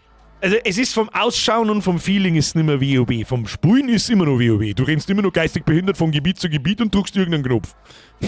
Der geht irgendwo leicht. Du lest keine Questtexte. Hauptsache so schnell wie möglich, dass es geht. Allein schon das sagt mir alles, was ich wissen muss eigentlich. Wo ich mich im Nachhinein schon ein bisschen frage, was habe ich mir da denkt eigentlich? Was habe ich mir da eigentlich jahrelang gedacht, aber es hat jetzt Spaß gemacht. Aber jetzt ist einfach die Luft raus. Vielleicht im nächsten Add-on wieder, ich weiß es nicht. Ich meine, der Game-Scheiß bleibt ja immer gleich. Der bleibt ja immer gleich. Naja, heute schimpft sich jeder Gamer. Früher waren wir nur Außenseiter. Alles muss quasi heute für alle passen. Das ist der Fehler meiner Meinung nach. Das trifft es ziemlich gut, Steffi. Das trifft es ziemlich gut. Trotzdem finde ich, Blizzard ist wegen meiner Generation da, wo sie ist. Und meine Generation und auch drüber haben halt jetzt einfach nur mal 20 Jahre älter. Und wir sind mal aufgewachsen mit Warcraft. Ja, da wo der Ork dem Menschen einen Schädel abhackt und macht. Heute rette die Katzen von Bäumen, Alter. Es ist so, WoW war schon immer bunt. Das ist auch der Grafikstil, das ist auch in Ordnung. Aber wer selbstständig bis auf 13 kann, weiß, was ich meine. Die Shareholder wollen Geld sehen, richtig. Und das, was Steffi da schreibt, früher waren wir nur Außenseiter, ja gut, das stimmt. Aber der Satz ist wichtig, alles muss für alle passen. Das wird für alle Leute so zugänglich gemacht, dass es der letzte Volltrottel spielen kann. Und ich sitze halt da und immer so, sicherlich kann ich jetzt auch in Plus-Keys gehen oder anspruchsvolle Raids gehen, die gibt es immer noch. Aber das ist halt einfach dann, weiß ich nicht, ich habe keine Lust nicht, mich in rosa Punkte und Kastel einzumsuchteln. Da, can't we rename Warcraft into Queercraft? Ja genau, World of Lovecraft. So sollte man das einfach nennen. Ja, überall diese Friede, Freude, Eierkuchen-Scheiße, das ist nur noch zum Kotzen. Es hängt mir so am Hals raus. Und da bin ich zum Beispiel auch nicht genervt davon. Null! Da interessiert das, ja, gibt's Szene. Der eine der vor mir Supergirl-Boss ist da mit einem Arm, die alle umbringen und lauter so einen Scheißdreck. Da hab ich gedacht, ach, komm mal da was. Brauchst du eigentlich bloß einmal den Add-on-Trailer anschauen, die Cinematics von Midnight. Das ist was Blizzard schon immer kann, die haben immer fucking epic. Da kriegt sogar jemand, der nicht WoW spielt oder sonst irgendwas, der kriegt von diesen 2-3-minütigen Cinematics in jedem Add-on eine dermaßene Gänsehaut und nur noch geil, Badass, Scheiße, geil. Bis Dragonflight. Und da war es für mich, da hat es angefangen, da ist es dann so gemerkt, alles ist so bunt, alle schauen so lieb aus und Ding. Und so. Warte, da muss ich kurz umschalten, weil woanders habe ich es nicht. Pass auf, muss ich nicht umschalten. Oh, ja, die passen alle. Aber eigentlich wollte ich die. Ich muss es noch mal umbauen. Weißt du, denke mich so. Brother, what's that? Es ist halt einfach, das What's ist Generation that, anspruchsvoll gegen Generation Handy Game. Das auch nicht. Ich meine, ich habe ja auch nichts dagegen. Ich spiele ja auch nicht auf dem ultra krassen Todesschwierigkeitsgrad, weil ich es gar nicht kann und weil es da wirklich anspruchsvoll ist. Aber es ist halt einfach nicht unwichtig, wie sich die Umgebung und das Spiel anfühlt. Und es ist alles nur noch quietschi, bunt, Friede, Freude, Eierkuchen und ich habe keinen Bock drauf. Ende. Weiß auch nicht. Schlimm. Anstrengend. Es ist einfach nur anstrengend. Aber der Reiz am Loot ist auch nicht mehr so da. So wie du sagst, was man sich erspielt, ist gleich wieder wertlos. Das war auch mal anders. Eigentlich auch nicht, wenn man ganz ehrlich ist. Nach jedem Add-on hast du dein Gear verloren. Aber das war doch halt wurscht, weil das Spiel einfach aus irgendeinem Grund noch besser war. Es war noch neuer. Man muss auch mal dazu sagen, WoW ist fucking 22 Jahre alt oder so. Oder ja, 22 Jahre alt. Nein, anspruchsvoll im Sinne von nichts dahingerotzt. Ja, okay. Ja, da hast du wieder recht. Wobei, ein paar Außenwelten, die haben schön gemacht. Ja, aber nicht für World of Warcraft. Das ist einfach da ist kein Warcraft mehr. Da ist nichts mehr. Das ist einfach, ich sag's einfach, wie es ist. Und wer sich da wieder diskriminiert fühlt, das interessiert mich einen Scheißdreck, ganz ehrlich, wer es nicht versteht. Der ist einfach auch zu dumm. Das ist einfach World of Schwulcraft. Das ist halt, ja, jetzt ziehen wir uns alle, da ist der 2,50 Meter große Ork, der ist so breit wie ich, wenn er sich hinlegt, wie ich, wenn ich stehe. Und dem ziehen wir jetzt ein rosa Tütü an und der rennt dann umeinander und ist tollpatschiger Vollidiot. Und da denke ich mir, hä? Wann ist denn das passiert eigentlich? Aber gut. Hätte ich mir nicht kaufen sollen. Da hätte ich auf mein Bauchgefühl hören sollen. Aber ja. Ja, gib's mir, diskriminier mich, ja! Hearthstone ist das einzige, wo ich mit Blizzard in Berührung gekommen bin. Blizzard waren absolute Entwicklergötter. Sie waren Gottstatus. StarCraft, Warcraft, Diablo, alles Spiele, die jeder Gamer in seinem Leben schon mal angelangt oder schon mal gehört hat. Aber da ist nichts mehr übrig davon, nichts mehr. Und was mir die Augen richtig schön geöffnet hat, jetzt pass auf, ich weiß gerade seinen Namen nicht, ich bin mit dem Podcast auch noch nicht ganz durch, aber beim Lex Friedman, so heißt der, das ist ein amerikanischer Podcast-Sepp. Ich glaube, dass er Amerikaner ist, ich weiß es nicht, aber ich glaube, ist auch vollkommen wurscht, das ist ein englischer Podcast auf alle Fälle. Da war ein Ex-Mitarbeiter, einer der wichtigsten, wenn nicht der wichtigste, zu Gast und das letzte Woche irgendwann. Nein, nicht der Chris Madsen, der war nicht zu Gast, der arbeitet aktuell ja wieder bei WoW und ich glaube, den hat man sich auch bloß eingestellt, damit man auf der BlizzCon vorne hinsteigen kann und zu die alten Leuten wie mich zum Beispiel sagen kann, hey, der Chris Madsen ist wieder an Bord, es wird alles viel besser. Nein, wird's nicht. Nein, wird's nicht. Weil wenn du dir den Podcast vom Friedmann oder muss ich schnell, das zeige ich jetzt schnell, dass ich euch sagen kann, wie der heißt, damit ihr das findet. Lex Friedman, Blizzard einfach. Genau, Jeff Kaplan heißt er. World of Warcraft, Overwatch, Blizzard and Future of Gaming, Lex Friedman. Vor 12 Tagen ist der Podcast gekommen. Dauert 4 Stunden, deswegen bin ich noch nicht ganz fertig. Das schauen wir momentan immer wieder mal ein Stückelweise zum Einschlafen an. Und der Mann ist maßgeblich dafür verantwortlich. Pass auf, ich schicke euch einen Link rein. Oh, ohne Timestamp. Der Mann ist, ich kann es nicht reinschicken. Warum kann ich das jetzt noch nicht rein? Da kann ich es reinschicken. Zack.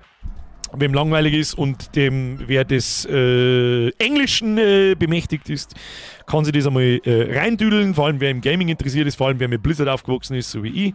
Der Mann ist maßgeblich dafür verantwortlich für World of Warcraft und Overwatch und ist dann irgendwann gegangen, beziehungsweise, ich mag nicht spoilern, gegangen worden, etc.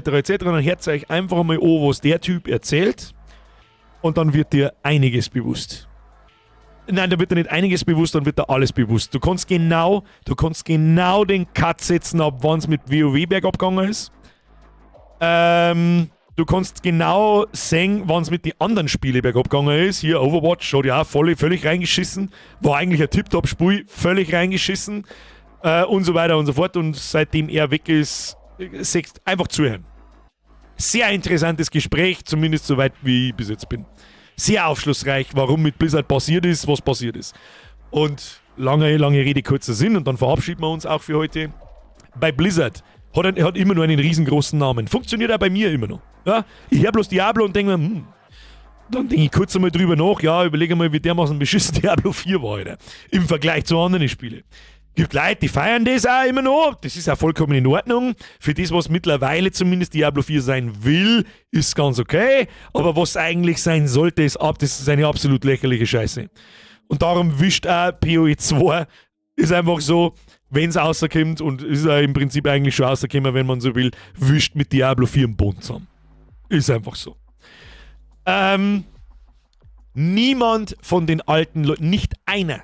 Und einen Metzen zeigen wir nicht, weil der hat nichts zu melden, weil die Geschichte aktuell, die ist auch so stinklangweilig und so eine Dreck, das ganz aus ist in WoW. Und für was anderes ist der Metzen nicht verantwortlich. Niemand von den alten Entwicklern bei Blizzard arbeitet da mehr. Nicht eine Person. Nicht eine Person. Und haben sehr deutlich, wo das sehr deutlich geworden ist, weiß ich noch, da hat es so einen Entwickler-Stream gegeben, bevor Diablo 4 rausgekommen ist, oder wie es schon heraus war, das weiß ich jetzt nicht mehr, ist wurscht. Da haben sie so ein Diablo Campfire gemacht und da haben irgendwann dann einmal 2 Tussis, ist jetzt ja vollkommen wurscht, ob das Tussis sind oder nicht, falls schon wieder irgendjemand im Dreieck springt, Löwensepp nachher.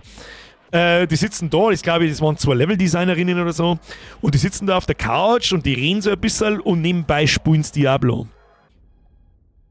Bruder, der Chat ist nur ausgeflippt. Alter, was lernten die da? Die haben keine Fähigkeiten, die haben nicht geskillt, die rennen vollkommen planlos irgendwo umeinander und machen irgendwelche Fähigkeiten, die überhaupt keinen Sinn haben. Da bin ich so da gesessen und dann ist mir so richtig bewusst worden, Leute, da arbeiten Leute an dem Spiel, die spielen ihr eigenes Spiel nicht.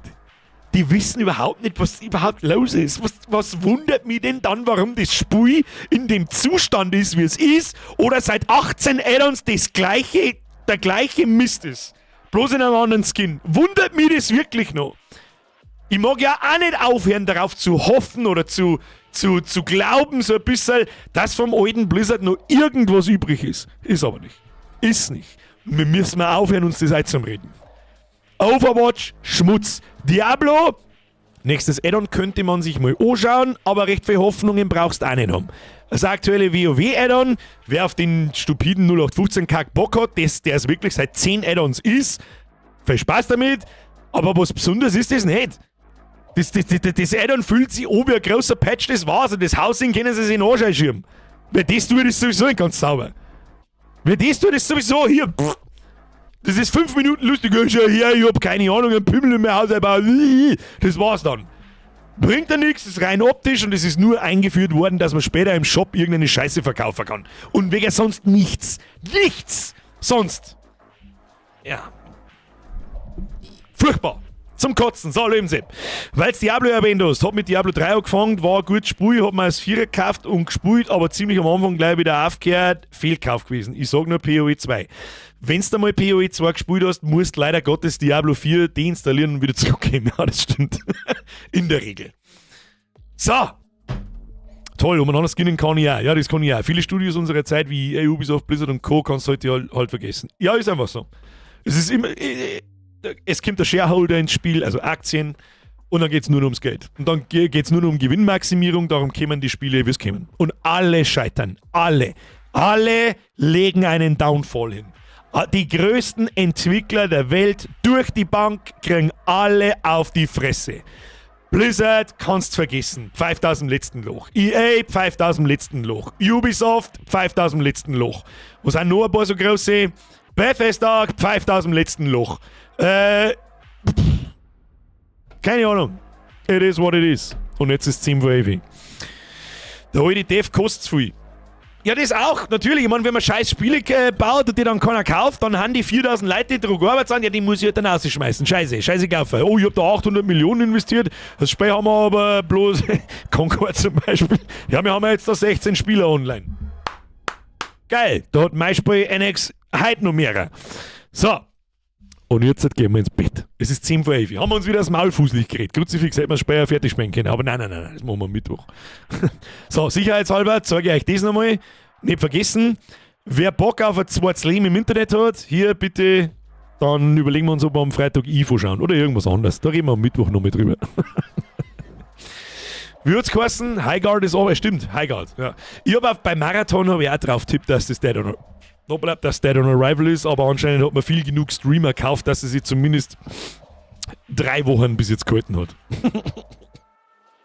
So, jetzt gehen wir ins Bett. Meine sehr verehrten Damen und Herren, es war mir ein Fest, um nicht zu sagen, ein inneres Blumenpflücken.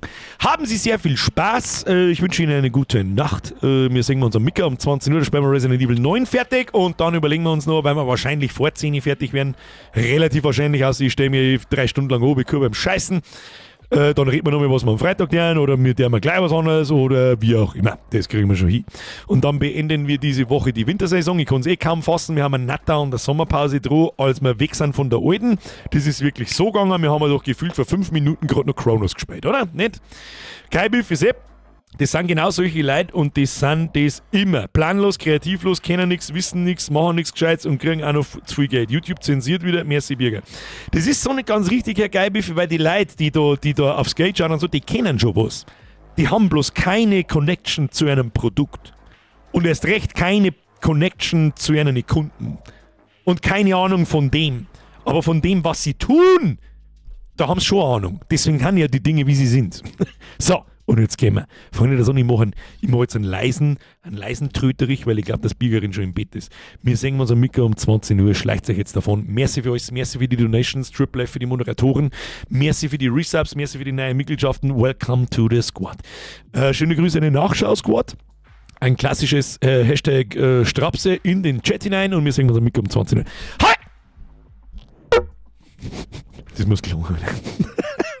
Bis Mittwoch habe ich die